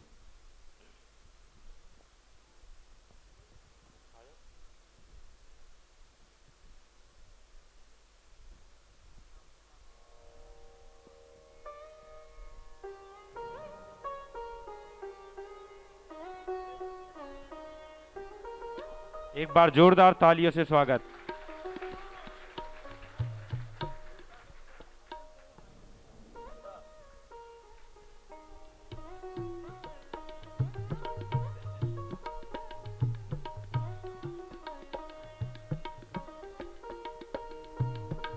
बोलो स्वामीनारायण भगवान की जय।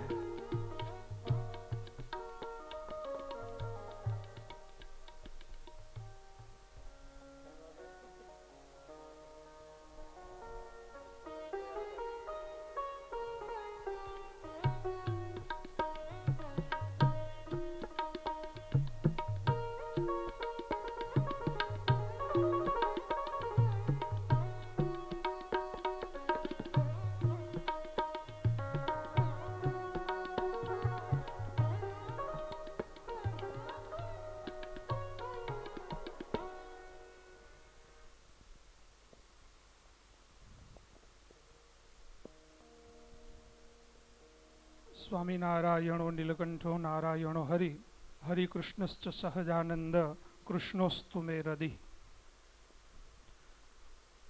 इष्टदेव सर्वावतारी स्वामीनारायण भगवान एवं जगत नियंता, जगत आधार, जगत मंदिर में विराजमान समस्त संसार के कर्ता हर्ता क्षमा हर्ता भगवान द्वारिकाधीश के श्री चरणों में वंदन करते हुए समग्र विश्व की सर्वोच्च पीठ यानी व्यास पीठ पर विराजमान परम श्रद्धेय परम आदरणीय वक्ता महोदय श्री एवं स्वामीनारायण आश्रम द्वारिका, स्वामीनारायण मंदिर द्वारिका के संस्थापक मेरे गुरु स्थान पर विराजमान सदगुरुवर्य कोठारी स्वामी गोविंद प्रसाद दास जी स्वामी के श्री चरणों में वंदन करते हुए सभी विप्रवृंद, पूज्य महाराज श्री, आप सभी कथा के मनोरथी परिवार में सभी भाई बहन, माताएं बहनें, सबको बड़े भाव और प्रेम से जय द्वारिकाधीश। आप सब राजस्थान से भगवान द्वारिकाधीश की कर्मभूमि द्वारिका में श्रीमद् भागवत की कथा श्रवण करने जब उपस्थित हुए हैं, वैसे तो राजस्थान और गुजरात का संबंध सदियों पुराना है।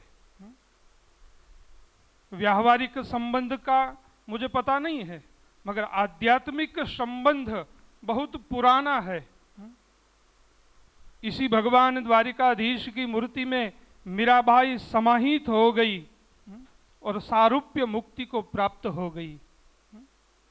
राजस्थान का झालावाड़ विस्तार है और वही झालावाड़ विस्तार के राजा हुए पिपाजी, जिसे भक्त पिपाजी कहा जाता है।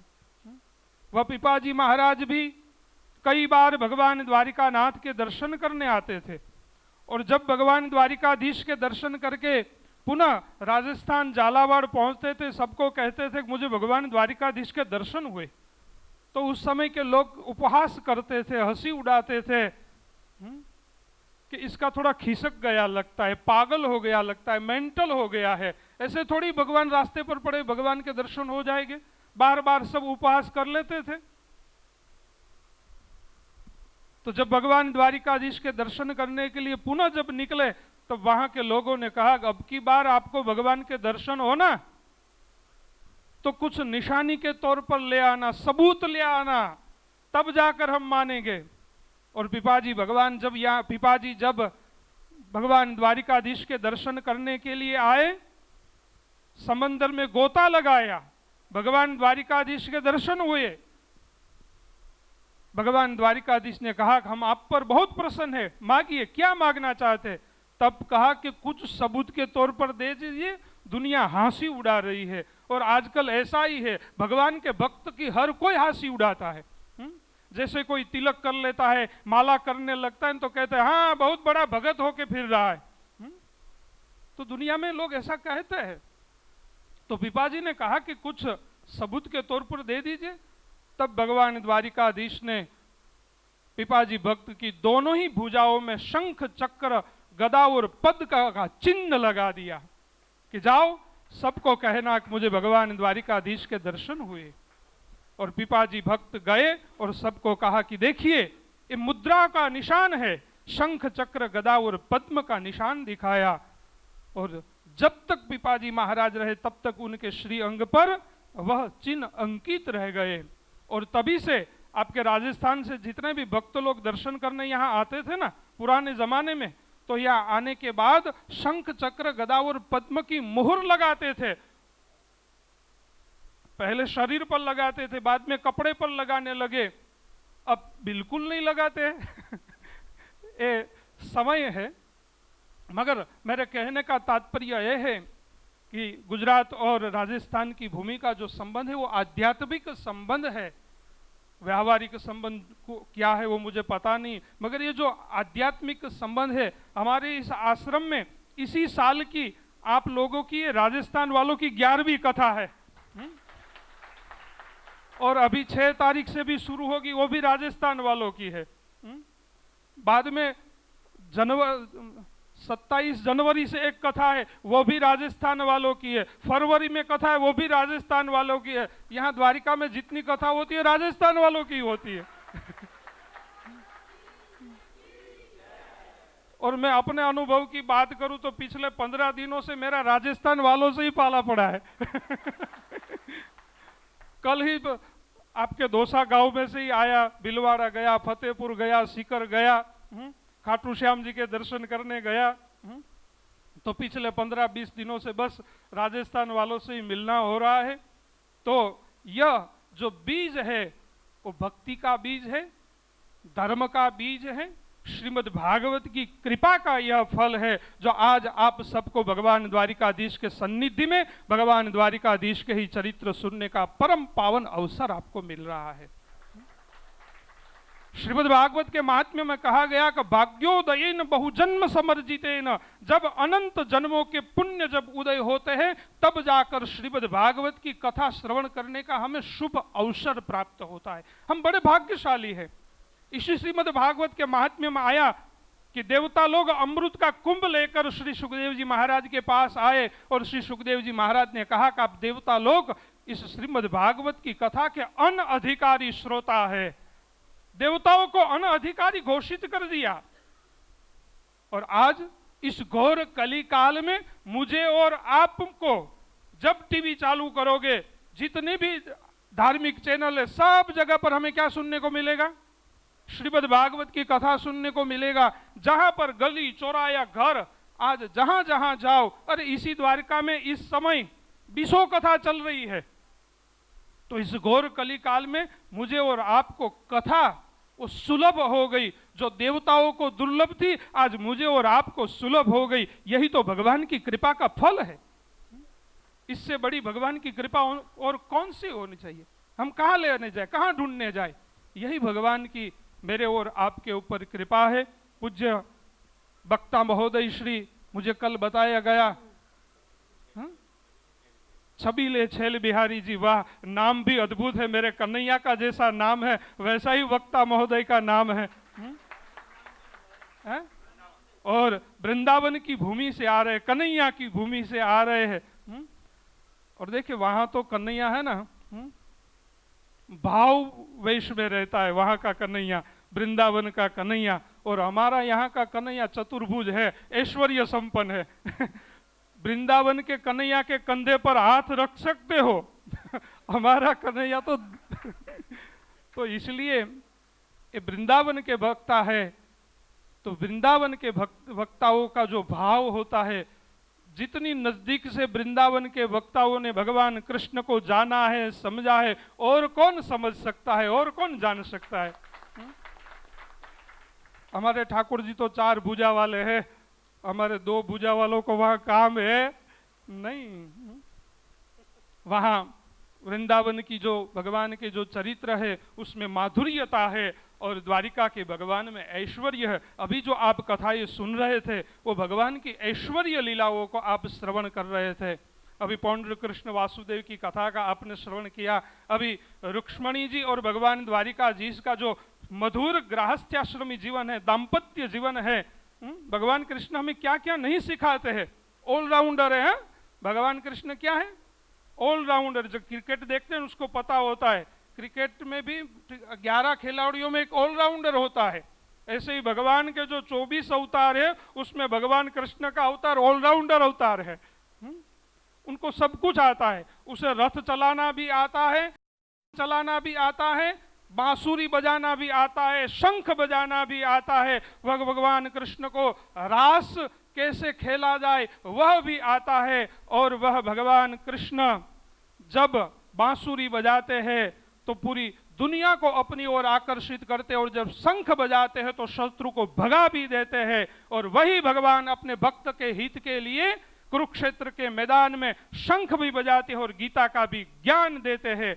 तो ये ऑलराउंडर भगवान कृष्ण के चरित्र आप सबने पूज्य व्यास जी के श्रीमुख से जब सुने हैं, तब पूरा जो मनोरथी परिवार है उन मनोरथी परिवार के लिए भगवान द्वारिकाधीश्वर स्वामीनारायण भगवान के श्री चरणों में मैं प्रार्थना करता हूँ कि आप सभी की मनोकामना, आप सभी के संकल्प को भगवान द्वारिकाधीश्वर स्वामीनारायण भगवान पूर्ण करे। आप सभी के जीवन में भक्ति दिन प्रतिदिन बढ़ती रहे, और यूं ही आप बार बार द्वारिका की यात्रा के लिए आते रहे।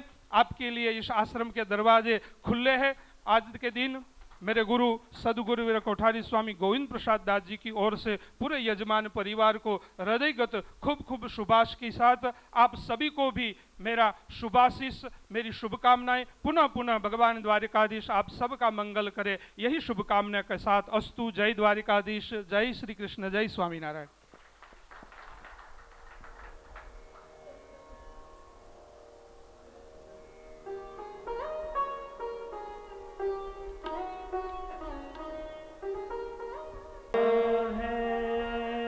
जय जय श्री राधे, जय जय श्री राधे।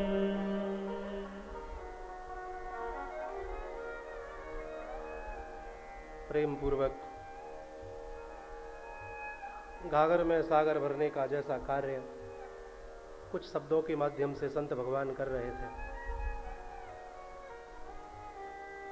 पंडित जो होता है वो जरा से शब्द को बहुत घुमा फिरा करके, और संत जो होता है बहुत बड़ी चीज को छोटे से में कह करके आगे बढ़ जाता है।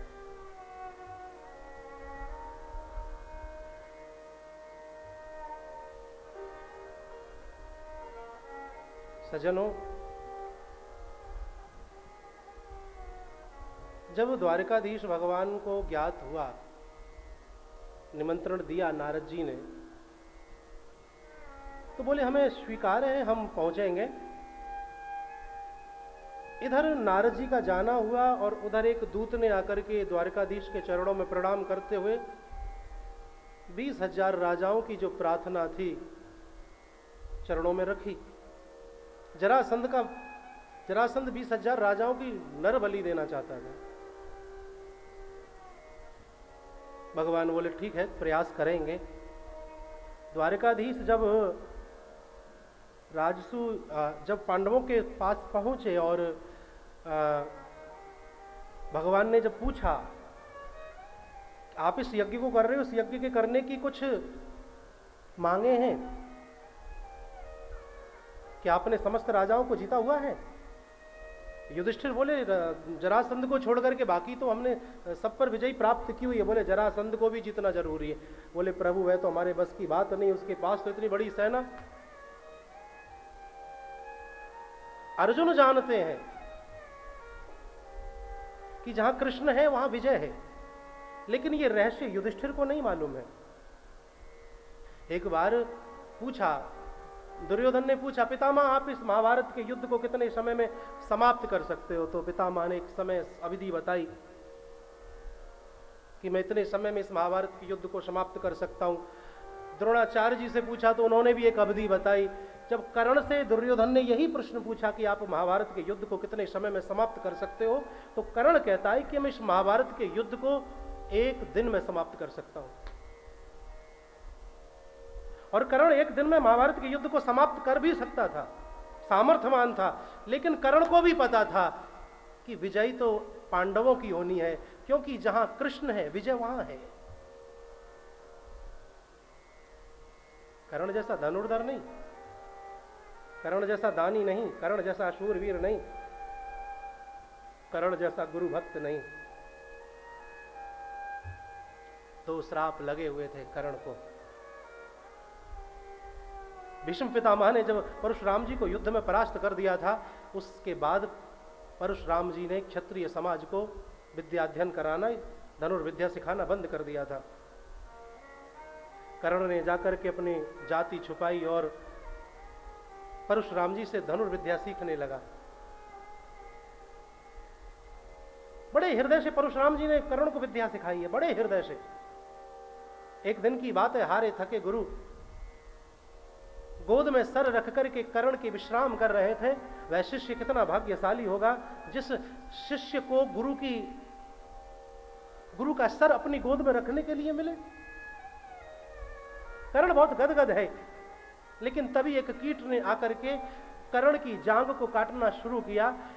कर्ण ने सोचा यदि मैं हिला तो गुरु जी की निद्रा टूट जाएगी, बड़े भाग्य से मुझे यह अवसर प्राप्त हुआ है। लेकिन कीट भी कहां माना, कीट अंदर प्रवेश करता चला गया और रक्त बहने लगा। रक्त बहता बहता जैसी परशुराम जी की पीठ से जाकर के लगा तो परशुराम जी एक साथ खड़े हुए। कौन तू है कौन? तू ब्राह्मण नहीं हो सकता, क्योंकि ब्राह्मण का रक्त इतना गर्म नहीं होता। दूसरा, ब्राह्मण इतना दुख दर्द सहन नहीं कर सकता। शीघ्र बता कर्ण, तू कौन है? कर्ण ने हाथ जोड़ करके अपनी बात रखी। तूने मेरे से छल से विद्या सीखी, चोरी से, जाति छुपा के?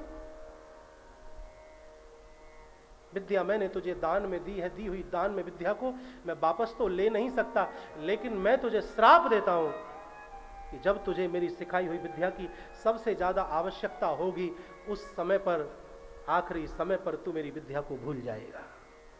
श्राप कर्ण को, गुरु का।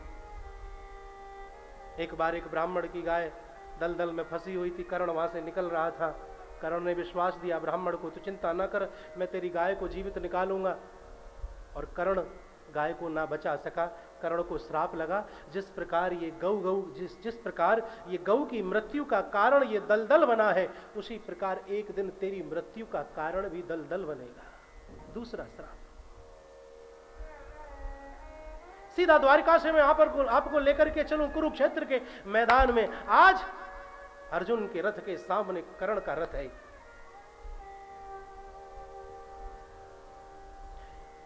कर्ण जानता है कि अर्जुन मेरा भाई है, लेकिन अर्जुन नहीं जानता था कि कर्ण मेरा भाई है। युद्ध हुआ है और कर्ण भारी पड़ता है। कृष्ण बार बार अर्जुन की सहायता करते, कभी रथ को दबा देते हैं। आखिरकार समय जब काफी निकल गया तो भगवान श्री कृष्ण ने अर्जुन के रथ को लेकर के दौड़ना शुरू कर दिया। अर्जुन की पीठ कर्ण को दिखाई देती है। कर्ण ललकारता है, अरे ओ अर्जुन कायर ठहर, भागता कहां है। भगवान से अर्जुन कहने लगे, प्रभु आप कर क्या रहे हो, मेरी पीठ शत्रु को दिखा रहे हो। कर्ण मुझे कायर कहकर के ललकारता है। द्वारकाधीश कहते, चुप रहे, दिमाग खराब मत कर, कम बोल, मैं जो कर रहा हूं मुझे करने दे, तू क्या जाने। बार बार कर्ण ललकारता है, अर्जुन को बार बार ललकारता है। द्वारकाधीश अर्जुन के रथ को लेकर के दौड़ाए जा रहे हैं, क्योंकि द्वारकाधीश जानते थे कि ये कहां मरेगा और कैसे मरेगा। कुरुक्षेत्र में एक स्थान ऐसा था जहां पर थोड़ा सा दलदल था। कर्ण का भी सारथी अपने आप में अद्भुत था, लेकिन कृष्ण जैसा थोड़े ही। कृष्ण ने बड़ी चतुराई से दलदल के किनारे से रथ के पहिए को घुमाया, रथ को घुमा दिया, निकाल दिया। लेकिन कर्ण का सारथी इतना चतुर नहीं था।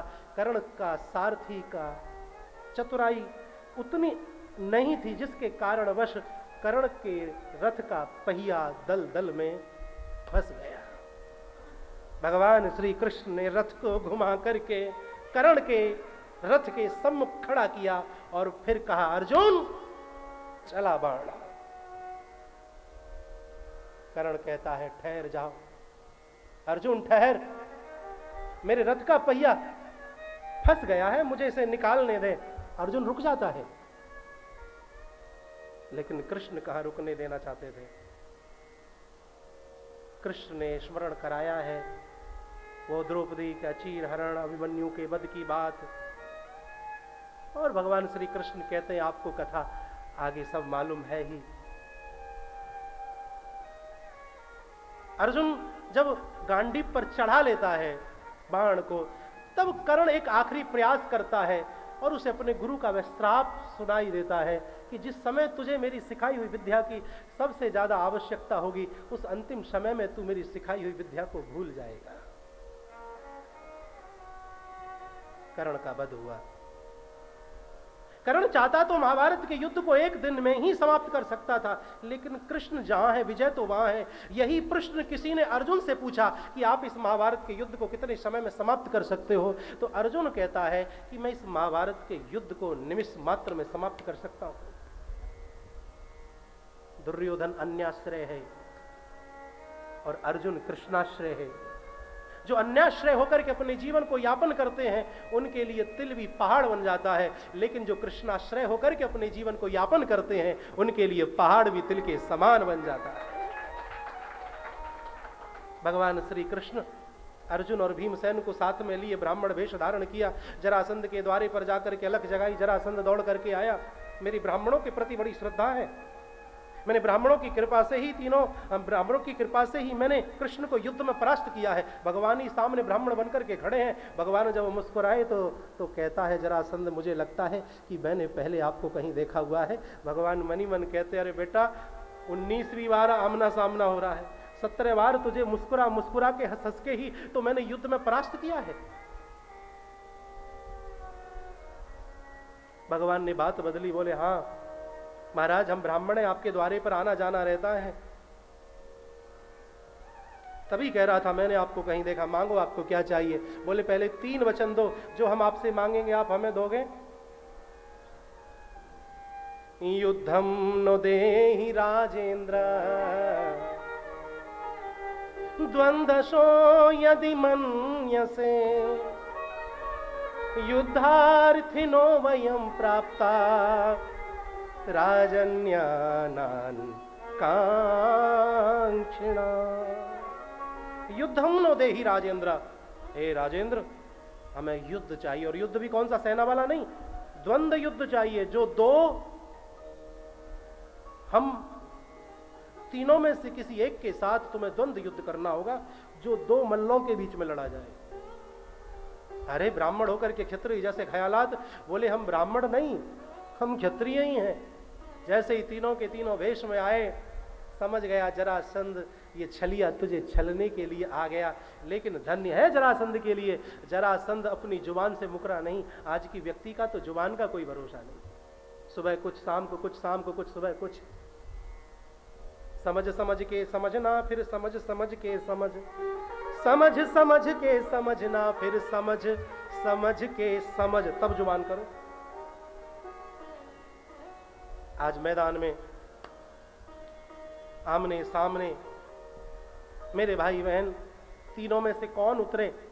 कृष्ण को तो रिजेक्ट कर दिया जरासंध ने, बोले हमने तुम्हें युद्ध में परास्त कर दिया है, बोले हमने भी तो तुझे 17 बार हराया है, बोले वो आपका नियम है, लेकिन मेरा ऐसा नियम है जिससे मैंने एक बार युद्ध में परास्त कर दिया फिर उसके साथ मैं युद्ध नहीं करता। रिजेक्ट कर दिया कृष्ण को चतुराई से। अर्जुन को कहा ये दुबला पतला, ये आनंद नहीं आएगा। कृष्ण की तरफ देखा, बोल हाँ, भीम की तरफ देखा, बोले हाँ इसके बारे में सुना भी बहुत है, इसके साथ मैं युद्ध करूंगा। भीमसेन का सीना चौड़ गया कि मैं ही इसकी नजर में एक योद्धा हूं महाराज। भगवान बोले बेटा भीम इतना मत इतरा, ये जरासंध तुझे छठी के दूध की याद दिला देगा। कुल मिलाकर के समय का अभाव में आगे छलांग लगा करके चलो, युद्ध प्रारंभ हुआ, द्वंद्व युद्ध। आज भीमसेन की नस नस दुखने लगी। भीमसेन आकर के बोले प्रभु आपने मुझे कहां भिड़ा दिया, मैं युद्ध छोड़ के भाग जाऊंगा। बोले ना ना ना ना, युद्ध छोड़ के मत भागना, एक बार हम छोड़ करके भागे अब तक पछता रहे, रण छोड़ राय नाम पड़ गया, कल के युद्ध में हमारी तरफ देखना। आज भीम की नजर भगवान श्री कृष्ण पर है। आपकी जानकारी के लिए बताऊं, भीमसेन की गदा में 41 टन वजन था। कितना? 41 टन, जिसमें 10,000 हाथियों का बल हो तो संशय करने जैसी बात क्या है। महाराणा प्रताप 215 किलो का भार अपने साथ में लेकर के मैदान में उतरा करते थे। अकबर की पैंट गीली हो जाती थी, कभी अकबर महाराणा प्रताप के सामने नहीं आया। लेकिन इस देश का दुर्भाग्य तो देखिए, अकबर को प्रथम रखा और महाराणा प्रताप को द्वितीय। लेकिन अब समय बदल चुका है राजस्थान वासियों, अब राजस्थान में महाराणा प्रताप प्रथम है और अकबर पकबर का तो मालूम ही नहीं पड़ेगा ये कहां है और कहां चलेगा। बात खत्म। एक बार भीमसेन स्नान करके अपने शरीर को पहुंच रहा था। अच्छा, आजकल के बच्चों की थोड़ी बॉडी शॉडी बन जाए, टोले सोले बन जाए तो फिर वो अलग ही उनकी चाल हो जाती है। टोले सोले दिखाएंगे, सेल्फी लेंगे, तो जरा विचार करिए भीमसेन की क्या बॉडी होगी। तो अपने शरीर को बड़ा इतरा के पहुंच रहा था, अपने शरीर को देख देख के बड़ा खुश हो रहा था। उसी सरोवर के समीप बैठी हुई एक अप्सरा हंसने लगी। अप्सरा जब हंसी तो भीम ने पूछा ए क्यों हंसती है, क्या बात है? तो अप्सरा कहती है भीम इतना मत इतरा अपनी इस काया पर, जिस सरोवर में से तू स्नान करके निकला है ना, ये सरोवर नहीं है, ये कुंभकर्ण की खोपड़ी है। ऐसे ऐसे योद्धा हमारी इस भारत भूमि पर जन्मे मेरे भाई बहन। कौन नहीं जानता अलाउदल के बारे में, ये तो अभी की बातें हैं मेरे भाई बहन। भगवान ने इशारा किया, एक तिनके को लिया, मध्य में से चीरा, दाएं तिनके के टुकड़े को बाईं ओर, बाएं तिनके को दाईं ओर फेंका। भीम समझ गए, जोश में आकर के भीमसेन ने जरासंध को पृथ्वी पर पटक दिया, पांव पर पांव रख के मध्य में से चीर दिया, दाएं टुकड़े को बाईं ओर फेंक दिया और बाएं टुकड़े को दाईं ओर फेंक दिया। इस प्रकार से दुष्ट पापी जरासंध का प्राणांत हुआ। बोलिए द्वारिकाधीश भगवान की। राजसूय यज्ञ की तैयारियां होने लगी। भगवान ने काम बांटे, भगवान ने काम बांटे। रसोईया का कार्य भगवान ने द्रौपदी को दिया। द्रुपद, पांचाल, नरेश, पंजाब की माताएं रसोई में बहुत ज्यादा माहिर होती हैं।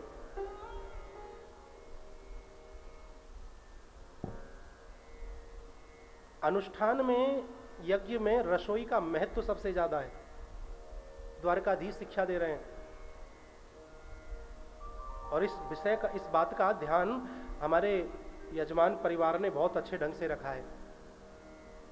चकाचक महाराजा तरह तरह के अंजन व्यंजन जाने कहां कहां से निकाल निकाल करके बना बना करके खूब खवाए हैं। चकाचक आनंद रहा है। अरे महाराज रौनक भैया हमारे लिए रात को दूध लेकर के पहुंचते, उसमें जिन क्या क्या मिला लाते। अब ऐसे लगे कि दूध पिए कि दूध को खाएं। ये प्रेम, ये प्यार होता है। रौनक भैया को रहता महाराज जी मेहनत करते हैं, लेकिन हमारी मेहनत कहाँ महाराज, बैठने का काम है।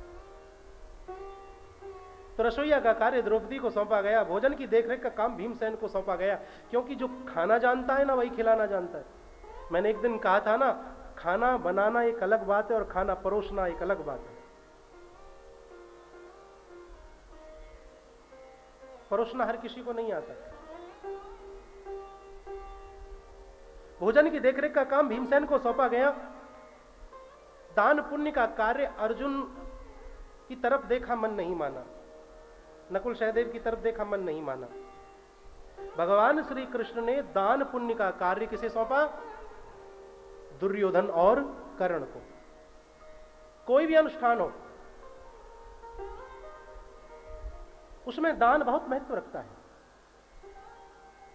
आयोजन का खर्चा एक अलग विषय होता है, लेकिन हमने दान कितना किया विषय वह होता है। मैंने एक दिन कथा में निवेदन किया था कि दान और दक्षिणा में फर्क है। दान श्रद्धा का होता है। आप दान कर रहे हो श्रद्धा अनुसार है, आप वस्त्र दान कर रहे हो, अन्न दान कर रहे हो, स्वर्ण दान कर रहे हो, जैसा भी जो कुछ आपकी भावना है वो दान आप कर रहे हो, तुला दान कर रहे हो, श्रद्धा है आपकी। लेकिन जो दक्षिणा होती है उसमें सामने वाले की मेहनत देखी जाती है कि ब्राह्मण आया है, अपने परिवार को छोड़ करके आया हुआ है, महंगाई का जमाना है, 7 दिन 7 रात लगातार मजदूर तो सुबह काम करके शाम को चला जाता है, हम भी दुकान को बढ़ा के रात को अपने घर पहुंच जाते हैं। इन सारी चीजों का एक आयोजक को, एक यजमान को भान होना चाहिए दक्षिणा देते समय। इसीलिए दक्षिणा भाव का विषय नहीं हो सकता, श्रद्धा का विषय दक्षिणा नहीं हो सकता। और समय समय पे परिभाषा बदली है साहब, बदलती हैं, और बदलना भी आवश्यक हो जाता है। और यदि ब्राह्मण की तरफ ही आज का समाज नहीं देखेगा तो कौन चाहेगा कि मैं ब्राह्मण पांडित्य कर्म में आकर के आगे उतरूं। इसीलिए मेरे माई बाप जो सनातन के प्रहरी हैं, जो सनातन को आगे बढ़ाने वाले हैं, उनका साथ देना, उनका ध्यान रखना प्रत्येक सनातनी का कर्तव्य है।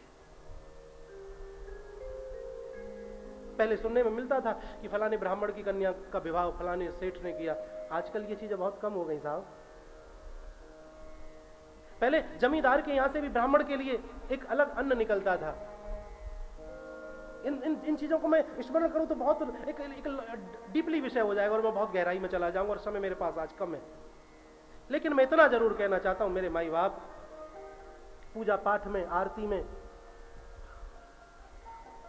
आदत डालिए दक्षिणा चढ़ाने की, दान करने की।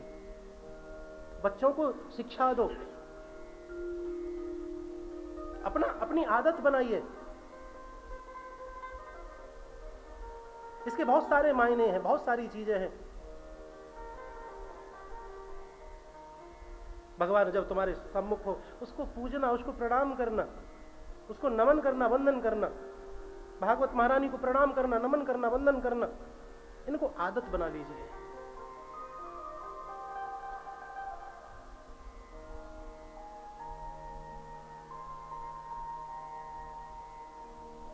सज्जनों, दान का कार्य सौंपा गया कर्ण और दुर्योधन को, क्योंकि भगवान जानते हैं कि ये पांडवों से ईर्ष्या करते हैं और जल भुन करके ज्यादा दान करेंगे, और इनका ज्यादा दान होगा तो इनका ज्यादा कल्याण भी होगा। और भगवान ने स्वयं क्या काम लिया? राजसुयज्ञ युधिष्ठिर कीना, तामे झूठ उठाई हो, तामे झूठ उठाई, सबसे ऊंची प्रेम सगाई, सबसे ऊंची प्रेम सगाई। इसी राजसु यज्ञ में तृतीय स्कंद में मैं चर्चा कर चुका हूं, जैसा शिशुपाल के वध की कथा आती है। यहीं एक घटना घटित हुई है, जब दुर्योधन पांडवों के बनवाए हुए महल में प्रवेश करता है तो सतरंगी पत्थर ऐसे लगता जैसे सतरंगी जल हो, और सतरंगी जल ऐसे लगता जैसे सतरंगी पत्थर हो। अब सतरंगी पत्थर था, दुर्योधन ने समझा जल है, तो अपनी धोती ऊंची की और पांव जैसे ही रखा तो अरे ये तो धरती है, पृथ्वी है। बनाने वालों को बालों की प्रशंसा करता हुआ आगे बढ़ा। अब आगे जल भरा हुआ था। वो अहंकारी की चाल तो अलग ही होती है, वो नीचे कहां देख के चलता है। आगे जल भरा हुआ था, धड़ाम से उसको पत्थर ही समझ के उसने पांव बढ़ाया, धड़ाम से गिर पड़ा। अच्छा, जब व्यक्ति गिरता है वो ये नहीं देखता कि उसे कितनी लगी, सबसे पहले वह यह देखता है उसे किसी ने देख तो नहीं लिया। ऐसा ही है ना। हाँ, लड़खड़ा करके एक साथ खड़ा हुआ, हड़बड़ाया, इधर उधर देखने लगा, कोई देख तो नहीं रहा। अट्टालिका में से द्रौपदी देख रही थी और द्रौपदी के मुंह से शब्द निकल गए, अंधे के तो अंधे ही होते हैं। यही शब्द महाभारत के युद्ध के कारणों में से एक कारण, मुख्य कारण बना। नींव तो महाभारत युद्ध की बहुत पहले रख चुकी थी, लेकिन यह भी एक मुख्य कारण बताया गया है। ऐसी वाणी बोलिए मन का आपा खोए, और उनको शीतल करे आप शीतल होए।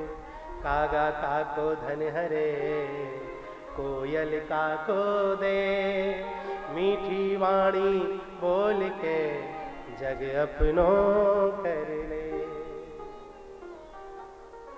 मीठा बोलो, मधुर बोलो, सत्य बोलो, लेकिन प्रिय बोलो, गीता कहती है। वो तो राजन तेरे बाबाओं पर भगवान की कृपा थी, जो महाभारत जैसा युद्ध कृष्ण ने उन्हें जिताया, और तेरी भी गर्भ में जाकर के रक्षा की। परीक्षित गदगद हो गया, बोले गुरुदेव आज आपने मुझे भगवान की कथा से जोड़ दिया, मैं कितना बड़भागी हूं, मैं कितना भाग्यशाली, मैं धन्य हो गया गुरुदेव। सज्जनों, इसके बाद श्री सुखदेव जी महाराज ने राजन परीक्षित को बड़ा सुंदर चरित्र श्रवण कराया है, जिस चरित्र का नाम है सुदामा चरित्र। कृष्णस्यासीद सखा कश्चिद, ब्राह्मणो ब्रह्मवित्तमः, विरक्त इंद्रियार्थेषु प्रशांतात्मा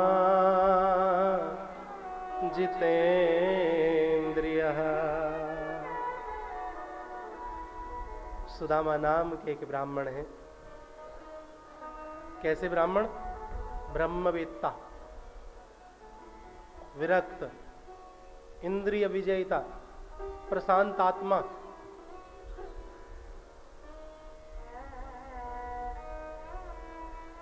जिसे इंद्रिय विजेता कहा गया हो, जिसे सुखदेव ब्रह्मवेत्ता कह रहे हो, क्या वह दरिद्र हो सकता है? कभी नहीं। हां, सुदामा ने अपने लिए स्वयं को दरिद्र कहा है। भागवत जी में सुखदेव जी ने सुदामा को कहीं दरिद्र नाम से संबोधन नहीं किया। सुदामा स्वयं जरूर कह रहे हैं द्वारका से जब लौटे कि क्वा श्री कृष्ण निकेतना, क्वा हम दरिद्र पापीयान, क्वा श्री कृष्ण निकेतना। कहां में दरिद्र सुदामा और कहां श्री कृष्ण निकेतन। ये स्वयं अपने लिए दरिद्र शब्द का संबोधन किया है, लेकिन सुखदेव जी ने सुदामा जी को भागवत जी में कहीं भी दरिद्र नाम से संबोधन नहीं किया। दूसरा, सुदामा भिक्षा मांग करके घर को नहीं पालते थे, कर्मकांडी थे। जो कुछ मिल जाता, कुछ दान में जो कुछ दे देता, उससे अपनी जीवन को व्यतीत करते। इनकी पत्नी का नाम है सुशीला। जैसा नाम यथा नाम तथा गुण। बाल गोपाल भी हैं, गरीब हैं। भगवान के साथ दो संबंध हैं, एक मित्र का और दूसरा भक्त का। यही सबसे बड़ा असमंजस है।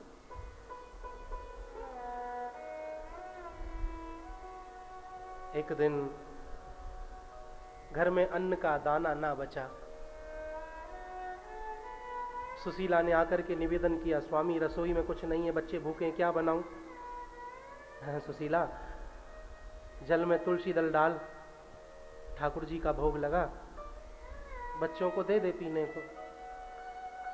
सुशीला ने क्यों कुछ नहीं कहा।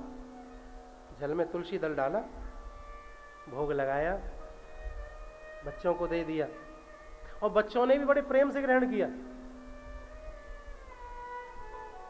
पहला सुख निरोगी काया, दूजा सुख घर में हो माया, तीजा सुख सुपात्र नारी, चौथा सुख पुत्र अधिकारी।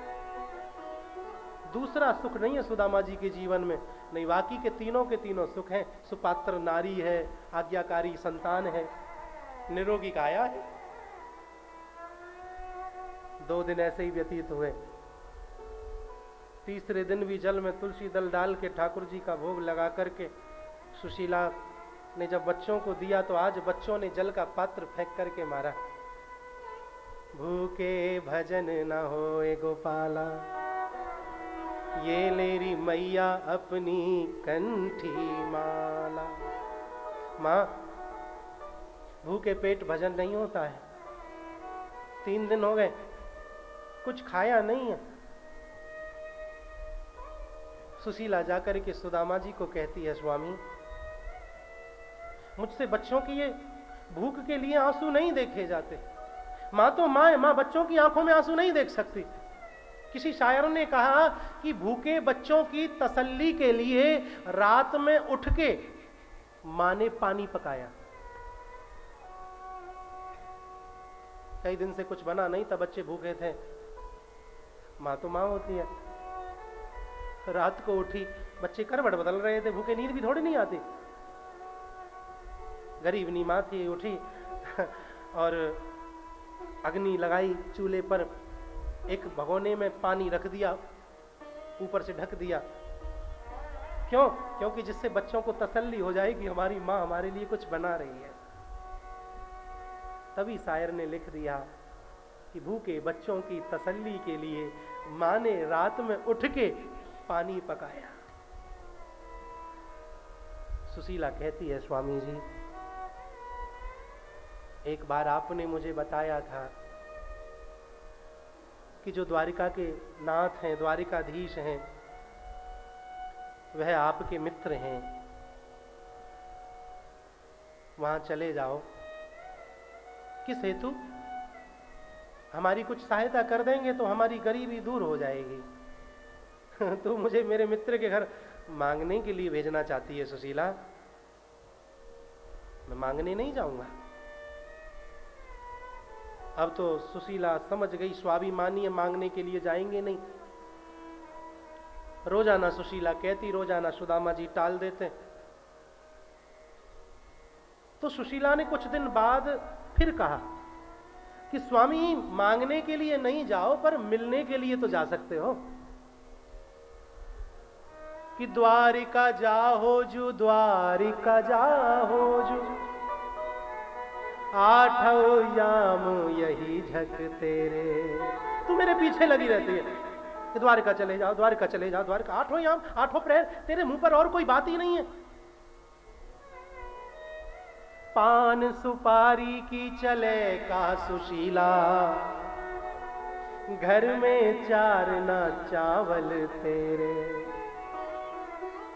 ठीक है, तू मुझे मिलने भेजना चाहती है। तुझे क्या लगता है, क्या मेरा मन नहीं करता? मेरी इच्छा बहुत होती है द्वारका जाने की, लेकिन कैसे जाऊं सुशीला? पान सुपारी की तो बात बहुत दूर की है। तेरे घर में तो 4 चावल भी ऐसे नहीं हैं जो मैं द्वारका नाथ को समर्पित कर सकूं।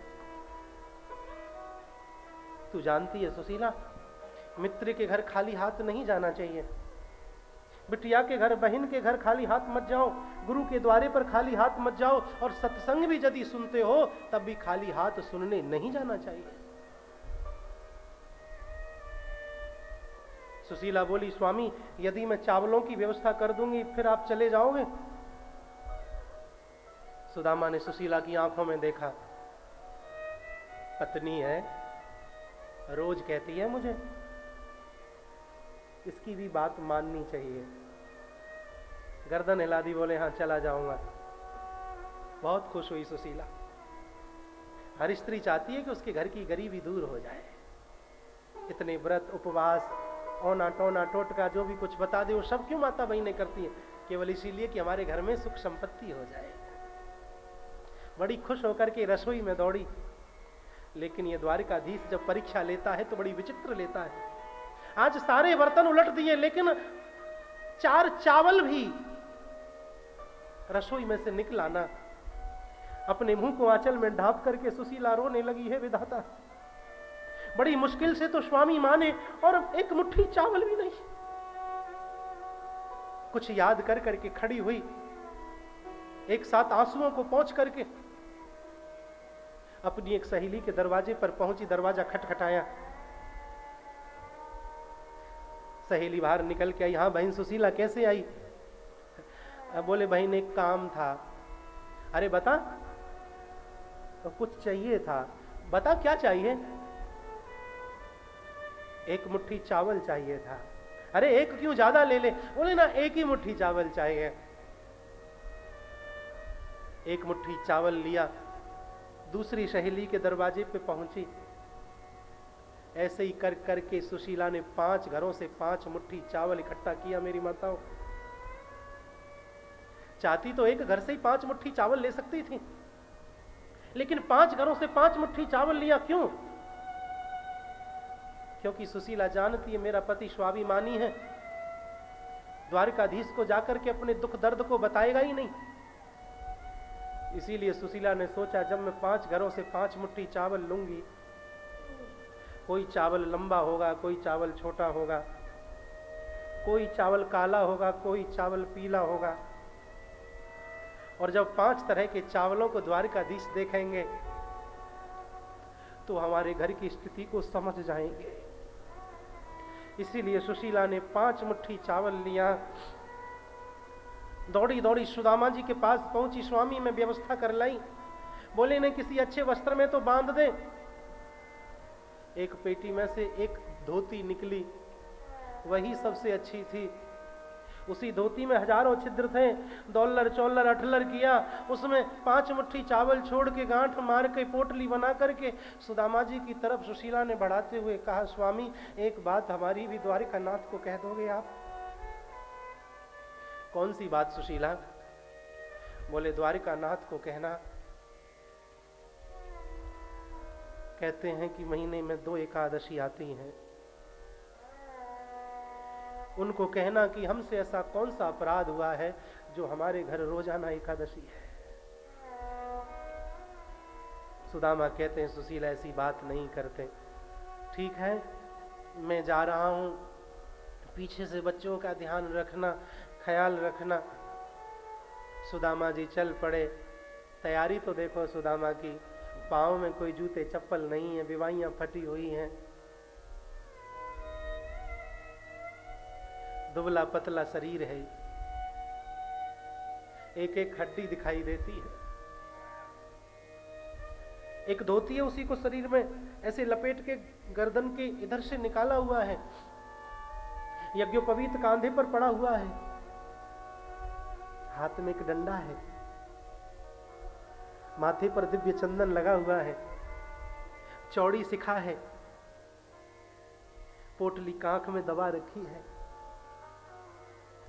कृष्ण कृष्ण कृष्ण करते करते सुदामा जी आगे बढ़ते जा रहे हैं और विचार करते, अरे सुदामा ये सब जीते जी की हाय माया है, सब कुछ यहीं छूट जाता है। बात बिल्कुल सत्य है मेरे भाई बहन। 4 दिनों की प्रीत जगत में, 4 दिनों के नाते हैं, पलकों के पर्दे पड़ते ही सब नाते मिट जाते हैं। जिसकी चिंता में तू जलता वे तेरी चिता जलाते हैं। जिस पर रक्त बहाए जल सम जल में तुझे बहाते हैं। घर के स्वामी के जाने पर घर की शुद्धि कराते हैं। मृतक के लौट आने का कोई जोखिम नहीं उठाते हैं।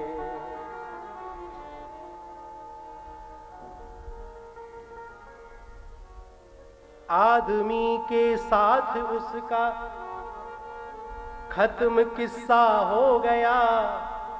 आग ठंडी हो गई, चर्चा भी ठंडा हो गया। चलता फिरता था जो कल तक बन के वो तस्वीर आज टंग गया दीवाल पर। मजबूर कितना हो गया, लग गया दीवाल पर। मजबूर कितना हो गया। 4 दिनों की प्रीत जगत में 4 दिनों के नाते हैं। पलकों के पर्दे पड़ते ही सब नाते मिट जाते हैं।